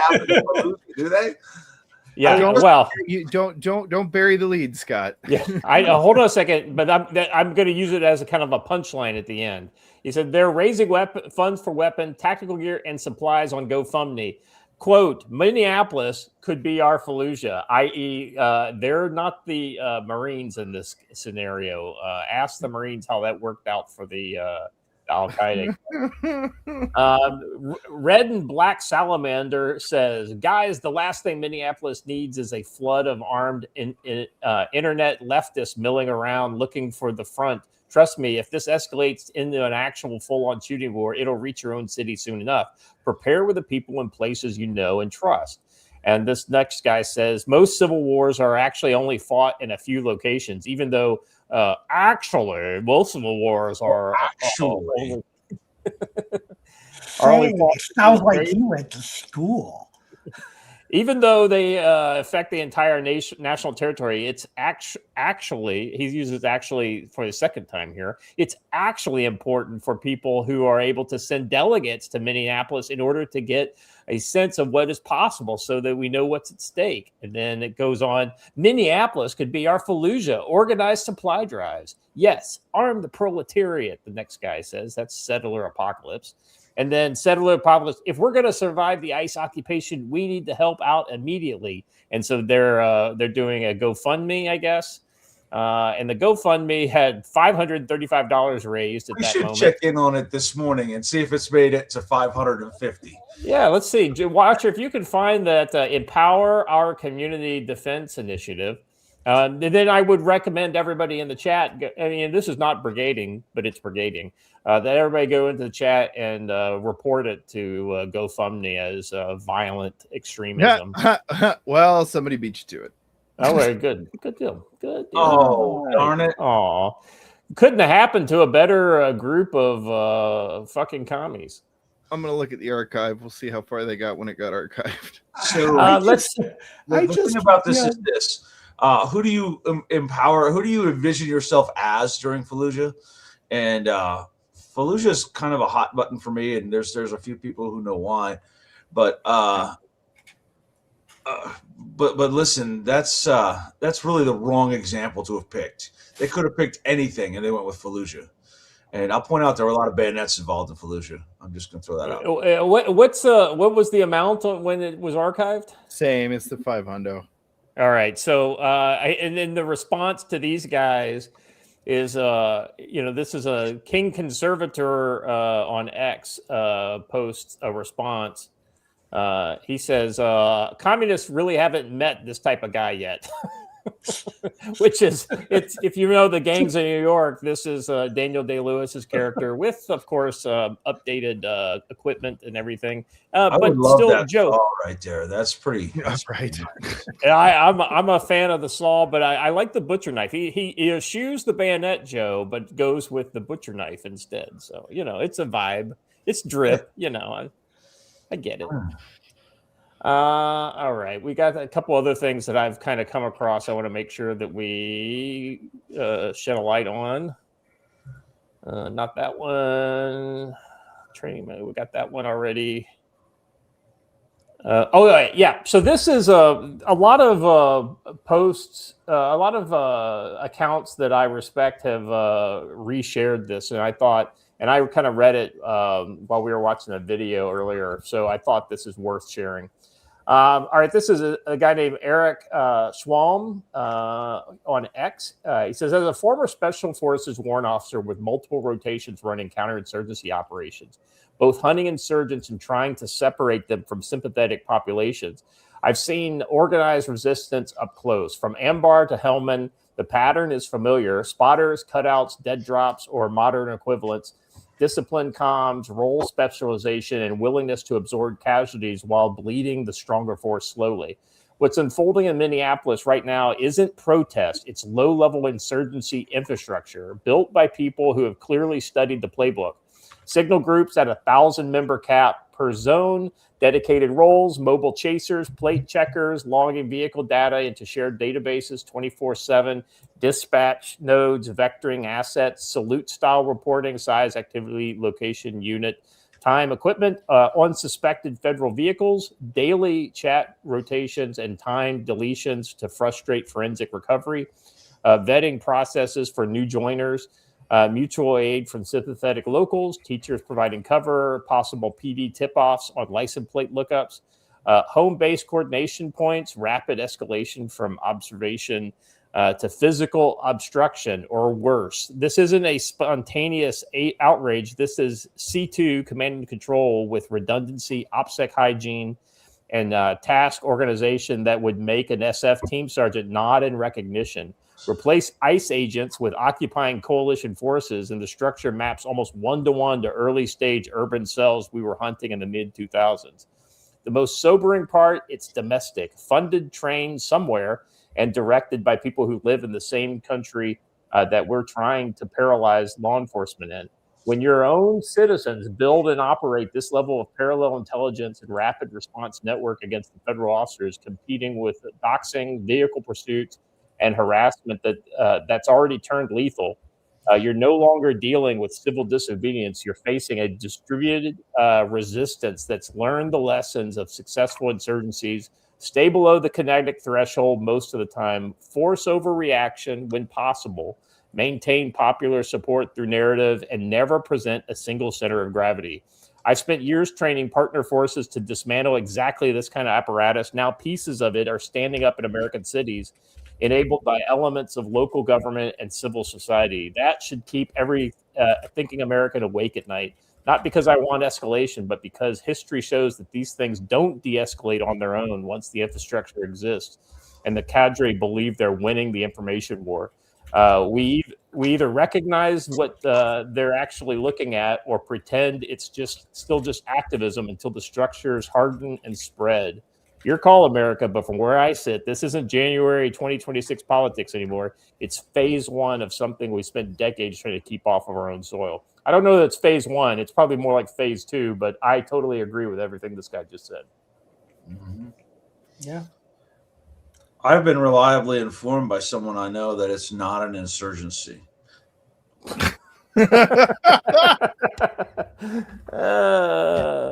Inside joke. Yeah. Janine Rogers, member for 34 months. Thank you, Janine. Appreciate your support. The things we're discussing now, Future Conflict is talking about for years. That's why I watch. Yeah, and this is, Joe, do you remember the first time we shared that diagram, the escalation pyramid of like kind of the points towards insurgency? And there's that kind of line, that's before the lethal portion. We are well past that line and into a full-on insurgency. And anybody who can't see that is just blind to what an insurgency actually is. Thank you, Janine. Allegedly, we're above the top of that triangle. I actually believe it. Somebody in the chat made a comment that we're in the Bleeding Kansas phase. Hey, I did a whole video on that over on Locals a while back, that we are entering Bleeding Kansas. We're now fully into Bleeding Kansas. So there we are. Hunch, you're right. I was just looking at another bottle of Redbreast that's in my every time Hunch comes around, there's a bottle of Redbreast left in my library, and I'm here for it because that's way outside of tactical wisdom budget. So. The part we haven't seen yet is when the conservative groups show up with guns to help fend off the baddies. That hasn't happened in Minneapolis yet.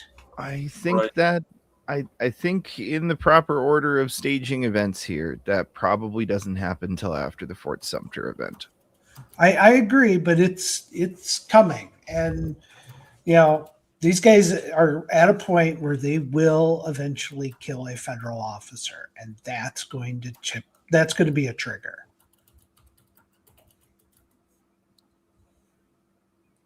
No, I absolutely agree with that. But here's the thing, right? What you just said, Blaine, is not wrong, right? But I think the key is that low information, emotional, armed conservatives are the most likely candidates for let's just get our shit and go and fuck some of these guys up. You know what I mean? And they're not going to go and actively armed counter protest in public. They're going to roll up on two guys who are walking back from and they're going to have shotguns or something like that. And they're basically going to do a drive-by on them. And nobody will ever catch these guys, probably, right? So it may even be a false flag, so some martyrs for the cause go down, and then they all of a sudden have a reason to go after not just the Nazi Gestapo in the streets, but also the people who are supporting them, right? Like all the magtards who just want to see us dead. Well, we're going to make them dead first, right? That's the kind of thing that could essentially cause this snowball of violence to just break out all over the place. Oh yeah, I don't disagree. I think it's really a matter of time at this point. The stage has been set for all of these things to kind of come into play. I think it's a real bad situation, and we talked about this on the council calls a lot. When Joe Biden took 4 years to go after white supremacist groups, etc., they let this grow. They didn't go after these people. They didn't investigate these people. They didn't try to infiltrate their networks. They were going after moms and dads who were protesting at school boards. They were going after churches. They were going after people who protested in front of Planned Parenthood. Yeah. We dedicated our intelligence apparatus that would have protected us on the complete wrong groups. And that has allowed this to come into play. Yeah, I think agree with that. The point we make regularly that you're not going to be fighting the government in the next civil war. It's going to be leftist militias fighting right-wing militias. Is more true than people want to acknowledge. And the police will largely stand on the sidelines, right? And just kind of let things happen and pick up the pieces. So, by the way, somebody asked me if that was a cow in a top hat behind me. So I have to bring it up here. Yes, it is a Scottish Highland cow with a all decorated for Valentine's Day. When I was forced almost at gunpoint to go to Michael's yesterday, that was purchased. So, but I did convince her that we had to go to Shields and buy a little box of rattling things. So, well, I just don't. I want the video of Joe walking through Michael's. Yeah, Joe, I would love a like a selfie vlog of you, like, oh God, here we go. I'm going into enemy territory. It's Michael's. Oh, listen, we went to both Michael's and Hobby Lobby. And I'll bet he looked like the woman though that grabbed the hand grenade. He falls on the floor, rolls, does the last time though, we went to Hobby Lobby. I posted something on Twitter about "Pray for me, boys. I'm going in the belly of the beast." She was not very happy about it. Watch her rerun that video of the girl that did the WNBA thing, because that's Joe at Hobby Lobby. That's Joe. Well, I want to catch up. I want to catch up on super chats here real quick. Farrick the Ranger for $5 says best case is Days of Lead. Worst case is the Troubles. Worst case is Yugoslavia. I think if look at Yugoslavia in the timeline that led up to the outset of violence between the Serbs, the Croats, and the Bosnians. I think you will see there are a lot of overlapping events with that where we are. He says hope we can avoid it, but it's getting hot. I don't think we can avoid it. Unfortunately, I think we can just minimize it. That ship has sailed, and now you're at the just being ready for it to break wide open. Pinochet's helicopter tours. Let's see. I got that Karen, one. Hold on a second. I do go check out the camouflage material every time I'm there. Anyway, I'm sorry. I had somebody in the chat said Desi girl said, did Scott read Lance Corporal's super chat about Kansas? I'm just looking to see. Those are both Pinochet. Yes. Oh no, I guess I didn't see this one. I'm sorry. Lance Corporal veteran for $2. Bleeding Kansas 2 or CW2 has started. Yeah. Well, here's the thing. Further aggression never ended, but Civil War II electric butthole glue. I got to bail, guys. Hey, Blaine, thanks for being here, brother. Just, this don't give them too many hints in the final volume of the future history of America. So, well, I'll tell you what, AOC made some comments over the weekend that were straight out of the book, man. Wait, what is it? We got to make working people hurt more? Is what she said, something like that? I couldn't fucking believe this. Geez, I didn't know she could read. Yeah, well, that's a good point. She's been reading his book, and she's like, this Alex chick is so smart. All right, guys, have a good one. See ya. All right, take care, brother. So before we move on to the next one, I wanted to get Joe's reaction to this because we watched this together this morning and before you came in, and I just, Joe, I just think you're going to appreciate this. I'm not even going to give you any context. Just enjoy. Colonel, did you order the code red? You gotta calm yourself, son. I'm calm as a Sunday morning. I just want the truth. Truth? You can't handle the truth, brother. Because when it gets out there in the ring of life, it stands toe to toe with fear and snaps into it. I ordered it. Yeah. Would you not watch that movie? I didn't realize that I needed that version, but that's what I said. I don't hate the AI stuff as much as I thought I would hate it. Oh boy. Well, speaking of kooky, potentially made up, but maybe not stories. Oh man. Oh, hold on a second. I'm just there's a lot of stuff that's hitting my timeline that I just haven't seen before. So the National Guard show up at the Whipple building, and everybody there is basically saying, disobeying illegal orders and all this kind of stuff. How fucking stupid are these people? They've settled on a narrative, and it makes sense within the world. If you take all of the other things that they have said as true, then it makes sense within that narrative world. Yeah. There's another one. Oh, yeah. This one was interesting, Joe. We were talking about the LRAD, the other day. Hold on a second. Let me share my screen here. This is a BG on the scene. Let me go back to the beginning. Yeah. What do you notice here? So right there. So I think these are local police, like maybe state patrol. It says federal police on it, doesn't it? No, state police. State police. Yeah, state. Yeah, I think these are either state police, state patrol, something like that. Because I think they're trying to do everything they can to distinguish themselves by uniform. With the, but they're clearly working together here. Yes. Yeah. All right, so here we go.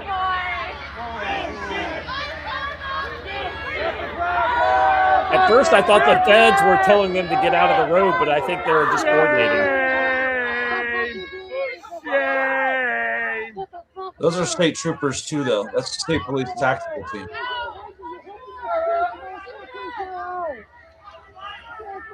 Okay. Oh no, it says FBI. Yeah, FBI. Yeah. I get my assumption is that's HRD or something like that. But if you notice that they don't have an LRAD too, it's just a different version. Or loudspeakers either way. Yeah, I wondered if that wasn't a loudspeaker on that one. Yeah, that one looks like a loudspeaker, yeah. But that is decidedly an LRAD on that federal government one right there. 100%. And while they can use an LRAD as a loudspeaker, it's very directional. So it's so weird how you can barely hear it off to the side, but it's like super loud directly to the front. It's a new weapon we call the discombobulator. I'll be honest with you. I think that discombobulator is something else. Yeah. Remember way back in the Star Trek, the original series, what was the personal weapon of the Romulans? A sonic disruptor. Yeah, the disruptors. That's right. All right. Okay, guys, that's all I got on Minneapolis for now. There's other things to talk about with Minneapolis. That being said, that's all we're doing on that today. Joe, anything else that that you saw pop up over the weekend that that we need to mention before we continue? Regarding Minneapolis. I just think that we should be paying attention to the leftist call for more armed manpower, and there were a couple of them who showed up. Like there was a couple of redneck revolt guys who showed up, and one woman posted that they're wearing silencer headgear, which I thought was a very interesting term. Silencer headgear, and by that she means ear protection. But silencer headgear sounds way cooler. But those guys had some interesting things about their gear setup that was just wild to me. Like one dude has a Silva compass taped to the top of his LVPO, and I don't know why. I bet he gets lost a lot though. Maybe he was a lieutenant, and that's what my platoon sergeant told me how to do. Hey, real quick, I want to. What's this, Watcher? This just came across my timeline. Apparently, they went around the back of the parking lot and vandalized all the cars in the parking lot, hoping to get an ICE vehicle one way or the other. So I wanted to comment on this earlier, and this is important. Like, I think this is awful. I think this is terrible. I think it shouldn't happen. I think it's actually a lot worse for their side than it is for ours, because again, the people watching these videos, you don't picture yourself as the brave street revolutionary. No, you picture yourself as the person who's here on a business trip or to see family or to do a funeral, who's trying to get some sleep in between all that, and who's constantly being interrupted by these absolute morons, and then have your vehicle broken into and terrorized. Yeah, but they don't think like you and I. They would say that's your fault for staying in the same hotel as ICE.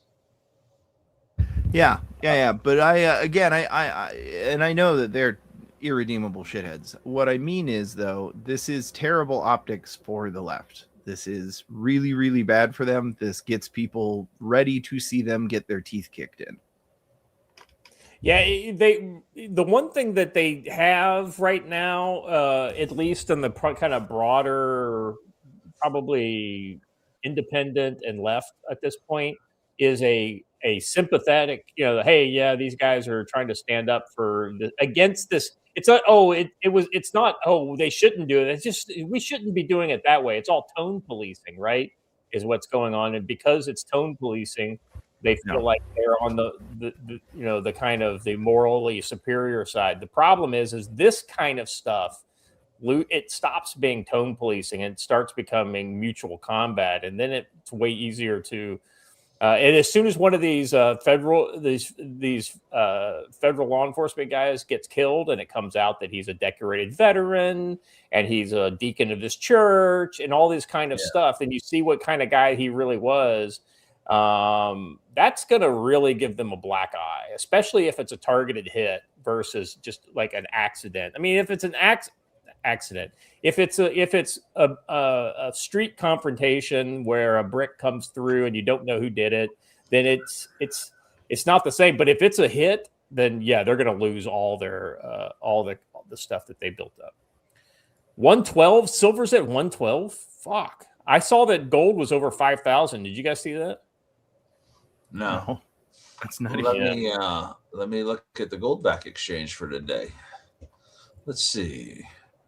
Goldbacks are, well, they won't update until 11, but they were at 996 as of yesterday. I remember you got a bunch of them when they were like 4 something, didn't you? 3 something, but yes. 3 something, yeah. Yes. That's awesome.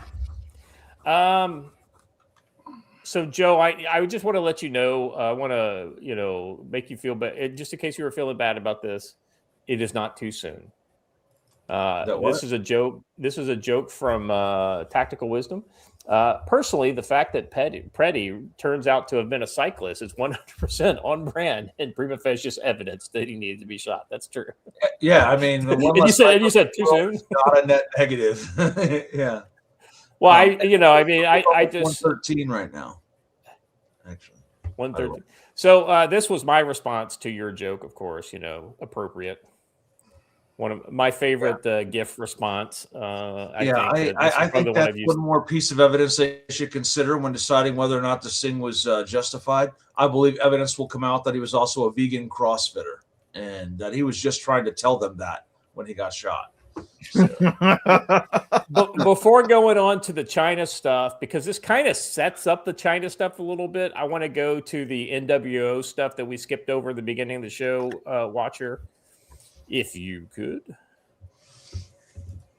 So start with the first of people with Chinese names at these protests, by the way. Yeah, hold on. Before we move on, about that. So more than just people with Chinese names at the protest, isn't it odd how when the crowd is kind of smaller and they don't have quite enough energy, it always seems to be some college age chick who's very obviously Chinese standing at the front of the thing screaming the most inflammatory things like some kind of rabid animal. It's not the same Chinese chick. There are multiples of them, and they're in every crowd, and it's making me very curious. So the bicyclist thing, the one person that it upset that I didn't want to upset, and I keep checking my yard for him right now, was Mike Bennett, who isn't happy. And I keep checking my tree line for a Bennett. But you know what, Raging Psychosis is talking about an event that the mainstream media let go by, and I want to mention it just because of who we are. But in Parkland, Washington yesterday, a man walked up to a man appeared to be in some distress, and a guy walking a dog walked up to him, asked if he could help him, and the guy said, "Hey, what religion are you?" And when the man said Christian, the other man stabbed him and the dog and then started running through the neighborhood. The police responded and ended up having to shoot him. Guess what? The guy was a Muslim. Shocking. No way. I can't believe this. But it was, police are dumbfounded as to a motive. It's not Muslim does this. It's it's a Parkland man. Yeah, a Parkland man by way of Aleppo. Yeah, by way of Syria. Or Djibouti. I had a hard time getting Djibouti. All right. This is a series of world leaders admitting that we are in a new world order, right? But here, shock of all shocks, it's not them no understanding or changing or starting a new world order. No. It's the advice that me and Joe give to so many people. In that you can't live in the world you want to live in. You have to live in the world you do live in. And what they are starting to realize is the international rules-based order was always just a fucking fiction, and that it's really about power, and that the U.S. is essentially kind of running the show. So listen to this. This is Rishi Sunak. We're in the new world. Actually, let's see what he says. Maybe he... great paradox of our time is that this is in one moment the most dangerous period that we've lived in our adult lifetimes. We're in this new world order. It's less rules based. It's more power oriented. Pax Americana is gone. The US role in the world is changing. You've got the rise of multipolarity, states like India and the Gulf with their own views. Hybrid activity in Europe was up 4 times last year. Sabotage activity from Russia. You've got more state-based conflict than I think at any point since World War II, right? This is the new geopolitical environment. Yeah. It's very dangerous. All right, push pause. So here's the key thing, right? And I want to turn it over to you guys to tell me what you think. This is the best thing possible for these countries like Britain. The reason why they are in the position that they are today is because... Sorry. I got like audio in my ear. It is because they had Big Daddy Uncle Sam taking care of them, and they were able to basically do whatever they wanted with their own country, right? But it's a different story if you're on your own, if you have to maximize your advantages through your own will and your own ability, that self-help first before you ever look external for help, for additional help. You will run your country in a completely different way, one that is actually good for your country and good for your citizens. If we can get Britain and France and Germany to start thinking about their own countries first, these countries will be better countries and will actually be countries that are worth being allied with, versus the welfare queens that they are today. Facts. Sorry, guys, a little bit of a rant there, but no, that's okay. Good. I think you're 100% right. Yeah. There's a warning, headphone users. There's about to be someone honking at you in what sounds like French. Yes. Let me read this. Let me just read the. Hold on a second. I gotta open it first. So this is the far right French far right political leader. And just his French sounds like that's what it sounds like. But what he's saying is, in fact, it's not bad. Basically, he says, for 30 years, we're led to believe that the world was governed by law and trade. In reality, it was governed by American power. 100% facts. That era is over. China is now the United States' main rival. Yes, that is true. Russia has returned to the international stage. Also true. And the BRICS are asserting their independence. Right. So he's basically saying the exact same thing that Rishi Sunak said, that America is looking out for America. And oh, by the way, America was the power in the world, and it still is the power. China has elevated. It is an actual threat to the United States now. Russia has a viewpoint. Joe, remember when we were like, why doesn't anybody see that Russia, you may not like what Russia's doing, and that's fine. Because I personally didn't like it either. But if you don't recognize the fact that Russia has a preference for the direction of their country and the countries around them, then you're fucking crazy. And it seems like people are starting to wake up. And if Donald Trump is the one who has caused this to happen by going after Greenland or whatever the fuck it is, maybe it was all for the good. Yeah, I agree 100%. All right, so next one up here is Germany. This is the, let's see, is he?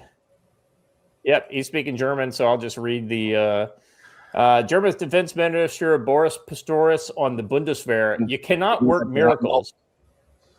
You cannot make up for 30 years of neglect overnight, but we're making progress. So, Joe, once again, they're recognizing that they've neglected their defense for the last 30 years. But why? Why is that?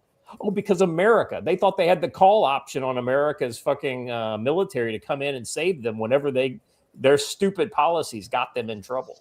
The Latvian prime minister is like, hold up, maybe I should delete some tweets now. Exactly right. Right. Lance Corporal Veteran for $2 says, new alignment of international alliances incoming. Yeah, so here's the thing, right? When NATO is NATO because we had this whole, Soviet Union and the Warsaw Pact to balance against. Well, that's gone, right? And so now you've got a bunch of countries who have different, let's be honest, different priorities. You've got Southern Europe who has different priorities than Northern Europe. You've got Eastern Europe that has different priorities than Western Europe. So you have all these people who are not necessarily interest aligned, and they're trying to, and this doesn't work. It's exactly what, that I've been saying since day one of this show that we do here. And it's that NATO should have been gone in the 90s, and functional regional alliances should have replaced it. And if you had done that, you might have actually gotten Russia involved in active partnership on security and potentially prevented everything that's happened for the last 30 years. But then again, what the fuck do I know? Yes. I think that the age of the international alliance is gone. International alliances only empower the weak countries, right? So they're going to have to learn something that maybe if I'm a weak country, I've got two options: become no longer a weak country, or maybe dial back the things I say, right?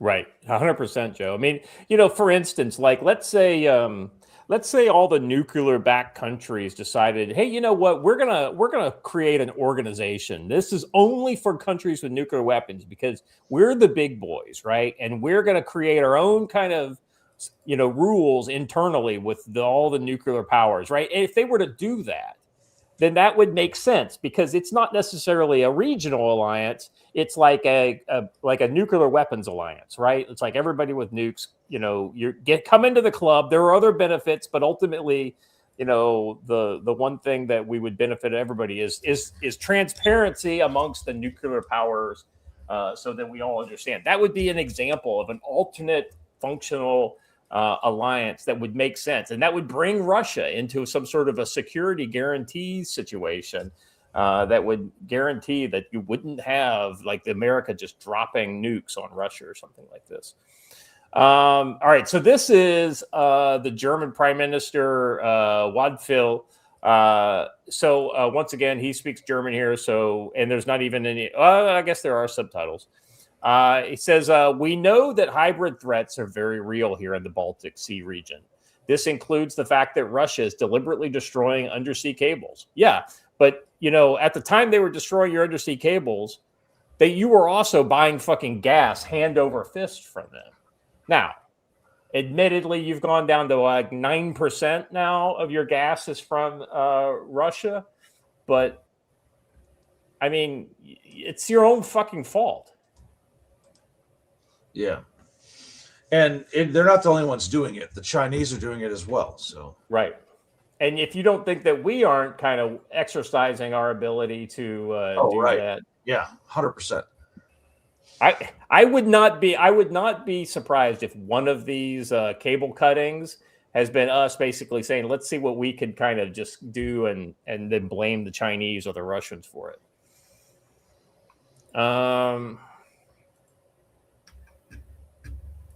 All right. That was the last of my NWO kind of things. I think it's very interesting. What you're seeing, though, here is the Europeans are waking up to a world without the U.S. being their 911, be there in 5 minutes guy. It's not to say that we shouldn't, commit, as long as we're part of NATO, we have to honor our commitments. That being said, maybe they'll be a little more cautious when they start throwing our name around. Maybe. Can we send Alec Baldwin to a Russian submarine to negotiate? That's actually pretty good. Yeah, I tell you, Joe, I'm enjoying Red October. It's a good reread every now and then. Yeah, but I'll tell you, you yeah. need to read Red Metal by Mark Greaney. I think you would really like it. Yeah, I'll definitely check that one out. Is it? It's set in the 80s too, right? No, it's modern, and it's modern. Russia using an armored train to actually. Yeah. Okay, that was the one. You told me about that recently. Yeah, that sounds pretty cool. And then an invasion of Africa by the Russians, which doesn't go as well as they might think. All right, so we're talking China here, guys. Now, Joe, Watcher, have you guys been hearing these rumors about the shakeup and the coup attempt against Xi? Oh man, I've heard so many ridiculous. Look, like I said in the beginning to people, it helps if you take all this in as a soap opera. Some of it might be real, some of it might be exaggerated, some of it might be made up entirely. But yeah, I've even heard that like some of the generals involved in the coup have escaped. Yeah, so we're right, and so what I'm hearing is that like it's almost a standoff between parts of the military, because he has enough essentially people who are loyal, or they think he has enough loyalty around him to where he could overpower, and he's sent to arrest him. So I don't know who that is. I don't even know who the him is, right? So I want to read through this, and your mileage may vary, fly a dash of salt, all this kind of stuff. But I'll be honest with you, the more I read this, the more I think there is definitely some truth in these rumors, because that's really all they are. All right. So this is a OSINT account that's had some pretty interesting stuff, and stuff that has been found to be true in the past. Breaking. Largest purge since the era of Mao Zedong. China is witnessing mass repressions within the country's military and leadership. China armed forces are undergoing the deepest leadership purge since the 1970s. This campaign was launched by Xi back in 2012, but has intensified significantly since 2023. Senior military officials are being charged en masse with corruption, political unreliability, and even treason. Some generals have disappeared under mysterious circumstances, while others have been removed from their posts. The arrest of General Zhang Yuxia, Xi Jinping's close ally, and according to some accounts, even a childhood friend, underscores that there are no longer any untouchables. According to the reports by the Wall Street Journal, Zhang is also alleged to have been an agent of the U.S. intelligence and accused of passing key technical data related to China's nuclear weapons to Washington. Those targeted by the large-scale purge in recent years include first chairman of the Central Military Commission, Zhang Yuxia, Chief Joint Staff Department of the Central Military, Liu Xinli, Yu Xinli, the second vice chairman of the Central Military Commission. Basically, everybody in the Central Military Commission except for one guy. So that's like their joint chief of staff, basically. And that's probably the dude who picked up the phone and called Xi Jinping. That's exactly right. The centralization of Xi Jinping power is reaching a new level. It's likely that the Chinese leader is carrying out such sweeping purges not only to strengthen control of the army, but also out of fear of a potential military coup. The only actor theoretically capable of removing Xi Jinping from power is the army itself, and he understands this perfectly. For China, this process signifies a complete renewal of military elite based on loyalty. However, the purges of this scale often reduce combat effectiveness in the short term, as experienced personnel are replaced by politically reliable but potentially less competent figures. I'll be honest with you, I don't know how competent any of their generals are at this point after the number of purges that have been going on since 2013. Yeah, it implies a bigger power struggle within the CCP. And I'll point out, too, that as much as I will begrudgingly acknowledge the skill of the U.S. Army, but if you follow U.S. Army counterintelligence on Facebook, they are schwacking Chinese agents left and right and getting solid convictions on them. So there's a lot of good stuff going on. And we need to realize that at least U.S. Army counterintelligence acknowledges they're at war with China. and they are doing a good job. The last chick, his last name was G. Like, how do you give a person like that a security clearance? Your last name is G? I'm thinking there might be a problem here. All right, on the next one. Okay, so this is one of those. You get the bottom tweet, but then you have to go. So open the next one. Yeah, and so you get the one. Yeah. This one now. There's a tweet that he's replying to. Go to that one. Yep, that one. And then go to the next one. Under that. Nope. It's a bottom of the thread, so you kind of have to unroll the thread a little bit. All right, so this is the first one. China's General Zhang Yuzhu accused of leaking nuclear secrets to the United States. So this is from the 26th. So that was yesterday. I thought this is funny. This whole 2016 Trump's cabinet thing, but I'm sorry, that's just a bitter leftist. None of our people are in prison. Or anything like this. So this shows you the Central Military Commission after the 20th Congress. So basically, just this one guy down here, Shang Ximin, is the last one. He's the Commission for Discipline Inspection.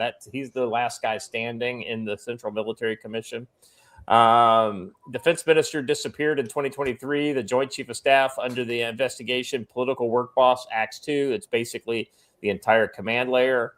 And then you've got this most recent one here. Xi just took down Zhang Yuzha, the most senior general in China, his closest military ally, basically second only to Xi himself.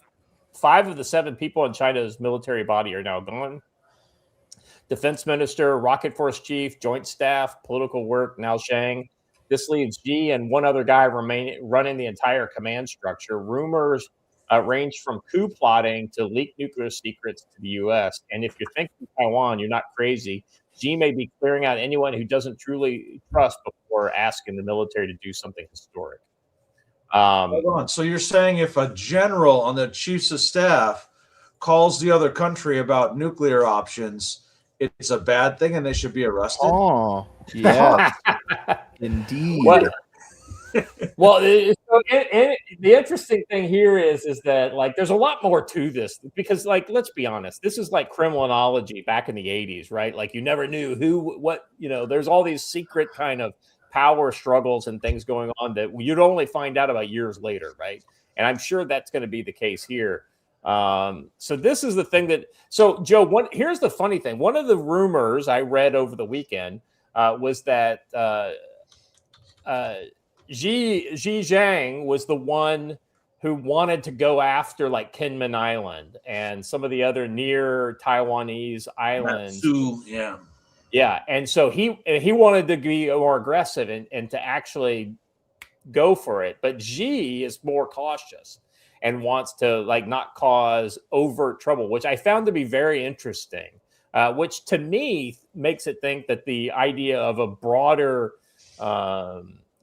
embargo or blockade of Taiwan is actually more likely now than even was before that. Oh my gosh. What do you story update in the private chat? You remember I told you about that plane that flipped over this morning? Turns out it was the entire plane was a private jet that was full of anti-ICE and like some of the top anti-ICE, anti-Trump lawyers. They're going to claim that the government shot that down, right? Oh yeah. So here's the thing. It wasn't even in the air yet. It rolled over on the runway as it was trying to take off. That doesn't change things. They don't care about facts. I think we saw that this weekend. Yeah. Oh, I know. They'll claim there was a bomb on board or that it was sabotaged. They shot it with a rocket. Yeah. Now, what will definitely be helpful is if there's video of this, and I bet there is. If there is, I haven't seen it yet. Couldn't have happened to be heard throughout the area. There they go. All right. So I found this to be interesting. Now, this next story is very much kind of like, I don't know how much of this is true. It could be like the National Enquirer, but it reads well, and they know more about China than I do. So this is by a gal named Jennifer Zhang, reports Inconvenient Truths, and she does a lot of like criminology for China kind of stuff. I don't know her. I haven't read a lot of her work, but I've seen her account before, and I don't know what the accuracy is. Jennifer's note on this. So this is Zhang Shi showdown. Who will prevail? Part 1. How will the red families choose sides? Now, this is the thing that Jim has talked about this in the past, so it makes me think that there is something here. So Jennifer's note: gravity of the Xi Jinping move to detain Zhang Yuxia has surpassed any previous instance of internal struggle in the CCP's history, and may well become a major historical event, triggering a systemic avalanche within the party. It is therefore crucial to analyze the possible trajectories of this development. The following article was written by the former Tiananmen student leader Tang Boling. I believe it offers distinctive insights and therefore translated it in full into English for readers. All right, so the power confrontation between Xi Jinping and Zhang Yuxia has become the most evenly matched and most perilous life and death struggle within the Communist Party since the founding of the PRC. Its outcome will not only determine China's political direction, it may even become the final straw that breaks the CCP's back. We must therefore pay close attention to every step of the unfolding situation and make timely, accurate judgments as the circumstance evolve. Wall Street Journal, as overseas CCP-affiliated media, has already branded Zhang Yuxia with the charge of defecting to the enemy and committing treason. Exactly the same label once slapped on me, crying emoji. This signals that both sides have completely torn off the mask and that a zero-sum, you die, I live game has officially begun. I said earlier, this time is fundamentally different from Xi's previous purges of military commanders. In the past, it was catching chickens, but this time it's bayonets crossed. Both sides will fight with their backs against the wall and deploy every means at their disposal. The mortal duel has only just begun. Countless variables will still lie ahead, and who will ultimately prevail remains unknown. The core factors shaping the direction of Xi-Zhang struggle include, but are not limited to, the following. How the red families choose sides, who truly controls the guns, what public opinion ultimately leans, how international situation evolves, President Trump's final choice. Today, we begin with the first question: how will the red families choose sides? After all, China remains, in essence, a country controlled by red families. Everyone merely plays supporting roles, but true red families, we mean families of first-generation revolutionary founders who seized power, with families of subsequent leaders barely qualifying by comparison. Below are the 10 red families that still retain real strength today. This is the kind of shit that I didn't know about. See, yeah, no, and I tried to explain this. Like, I mean it when I said that they made the trans on purpose to use them as their revolutionary guard so that they didn't end up with this exact scenario. Yeah. The Deng Xiaoping family, representative figure Deng Fu-Peng. The current status, family influence has declined sharply, but residual prestige and foremost red family remains. Possible direction, deep dissatisfaction with Xi's extreme centralization of power, quiet support for anti-Xi forces. The Chen Yun family, family head Chen Yun, current status, still controls trillions in state financial resources, heavyweight conservatives. Possible direction, if economic collapse harms core interests, could Chen Yun defect? Do you guys want to go through all these? It's kind of dense for me, but anyway, that's kind of where I'm at too. This is very interesting. I would look for some of this type of let's see, I'll just kind of read here the end, the conclusion. The alignment of these 10 families will to some extent influence the trajectory of the struggle, but it will by no means be decisive. Absent clear signs of a turning point, most families will prioritize self-preservation and continue to play dead. The dark horse could also emerge suddenly. For example, Yulan, the son of whatever, Hu or Zhao, the most favorable public image. Anything is possible. In short, this genuine showdown, not one-side purge, dramatic reversals may occur. Yeah, Joe, I mean, I'll be honest with you. I think if a true power struggle occurs inside the CCP, I think 95% of the forces will essentially sit on the sideline and not take part because they want to conserve power and then basically see who's going to win before they jump on a side is how I would view it. But I don't think we're there yet. Yeah, I don't think it's going to topple it. I mean, this is people screaming about the Three Gorges Dam all over again, right? Or Gordon Chang talking about how the Chinese government's going to fall on Tuesday every week. But I think that it shows that he's still very much in control. He has an iron fist on it. Yeah. But he may have to throw them a bone and do something as far as Taiwan, right? So the final thing that I'll leave with you guys is that, yeah, we already looked at this. So is that there were even rumors of Xi, that the coup was attempted against Xi at a hotel, but he had gotten wind of the arrest attempt and had left the hotel, but his security services ambushed the coup forces, and that there was a gunfight, and that members of the military and members of Xi Jinping's security team were killed there. So I asked my wife if she's hearing anything in the Korean media, but for the most part, she said no, and that most likely if it's looking bad for the Chinese, they're less likely to report on it because the current government is fairly pro-China. So that doesn't surprise me. All right, gentlemen, that's all I got for today. Around the horn, Joe. What's your thoughts? Where are we going? Any change from Friday? Do you think? Well, I think, yeah, there's a lot of change from Friday because the shooting hadn't occurred yet. Yeah. So yeah, I think that we're going to see a lot of leftist agitation this week. They're going to up their game and they're going to try to maintain this and develop some momentum on it. They're going to have a hard time because it's the middle of the week now. Some of the people have to go to work. But I think that the folks who are traveling after the shooting are going to just be arriving in town now. So we'll have to see what else develops this week. But I think leftist agitation is going to be a big thing, and I'd watch for some other fallout out of the China situation. So. Yeah, Watcher. I would look for the tempo and pitch of ICE operations to change once Homan takes charge. I think that you're going to see the fraud investigations brought more towards the front of what's being publicly aired. Yeah, I agree with Joe. I think that the armed activists that have been suiting up and calling to get it there, most of them didn't get there until the last probably couple hours, I'd say.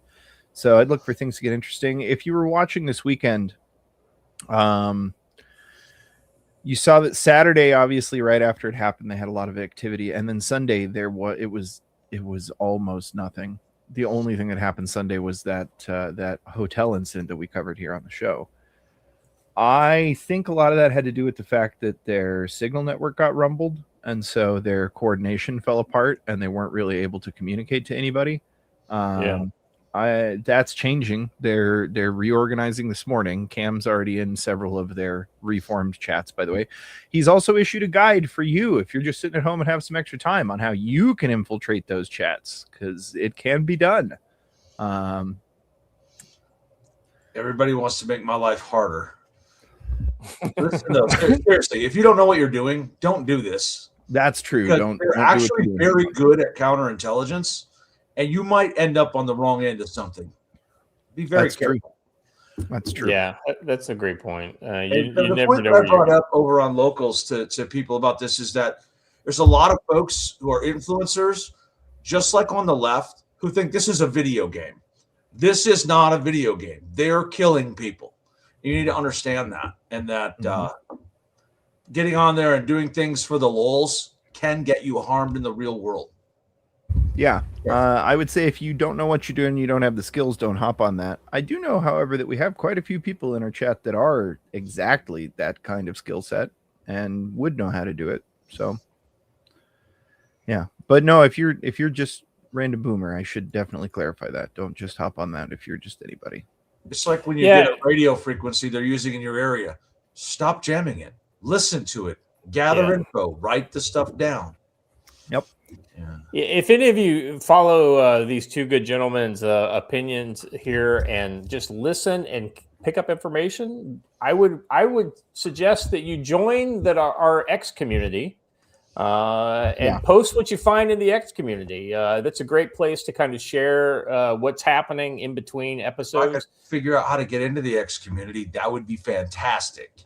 I'll send you a link again now. I thought you're on the list now as a user, as a member. Okay. The way that I access it, Joe, is that it's up here at the top now that I've been added. Oh, So I know, before but you it's the follow only that- one that I have not been able to find, but I'll keep looking. Weird. By the way, X for is- our X community and our followers on the show, if you have bought one of these Radtel radios, let me zoom in on the screen here. If you notice, I can't really see it. That is got the CB and UHF and VHF all on there at the same time. When you turn on your radio, hold the push to talk button and the down arrow at the same time. You might be surprised what happens. Nice. So I guess I just have one last prediction, and that is that I think unless the left goes really hard, really fast, which they might, they look like they're very well might. I think the intention of the Trump administration is to just grind this out as long as the left wants to grind it out. I think that's the point of being there, is to show that they're not going to be able to mob rule their way out of the rule of law. And if so, I think what you're going to see is a slow grinding conflict for the next 3 months until it warms up, at which point it'll probably expand to other cities. Yeah, I think that's right. Yeah, I mean, I think you're going to see some definite organic and inorganic spread. If you guys had to think of where they may kind of organically or inorganically spread to next with this kind of high pressure, my guess would obviously be Portland would be an easy one. A lot of foot soldiers in that area. Where else do you guys think? Well, look, I think it's going to be centralized in Minnesota for a while, and that's why they're sending their teams out to Minnesota. This happened last time too, actually, Minnesota as well, if I remember correctly, right? Like George Floyd happened in the same town, I think, like even just a couple blocks from. Yeah, not far from where this happened. Yeah. So if you remember last time, well, there were riots in other cities. There weren't hyper violent burn shit down riots immediately in other cities. It happened in Minneapolis for weeks first, and then it spread out from there, and it got more and more violent as time went on. And that's because they had all sent teams to Minneapolis to get organized, get training, and really get on it with the centralized communist leadership there, and then spread them out and sent them home to decentralize that training. Hey, just real quick, this is the control panel of the community here. So this is the members and the moderators. By the way, if you're in the chat right now and you want to be a moderator, hit me up on DMs, either on the Future Conflict account or my account. As you can see, I'm a mod here. Future Conflict is an admin. So anyway, yeah, Joe, if I scroll down here, there's Blaine, there's Mark Sibley, and there's Mr. Dolio. So I don't know why it's not showing you. I get it. I hear you, but I still having a hard time finding it. It's apparently something you can really only do on the laptop or computer. I don't know. Yeah, I haven't tried it on my phone. See, that would make sense because I don't really use X on my phone.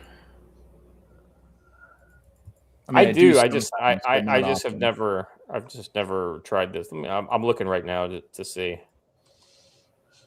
Hey, look at that! Nope, there it is. It's on my phone. Okay, I'm just dumb. No, I'm just saying. I mean, Sorry, guys. I just saw this in the thing. Look at that. What is that? That's a War Lizard tactical patch, is what that is on Hunch the Dirty Roofer.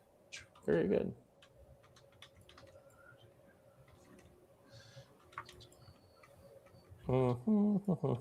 And I just made you a mod too now, Joe. So maybe there will be like a notification or something that shows up. Oh, so update on the woman pulling the WNBA flop.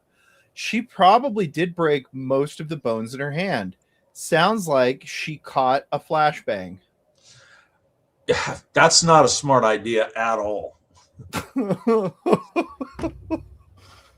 Hey, don't do that.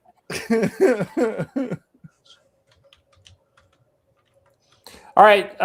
My prediction is that I think Iran is still on the table, and so it'll be interesting to see how that goes. I believe the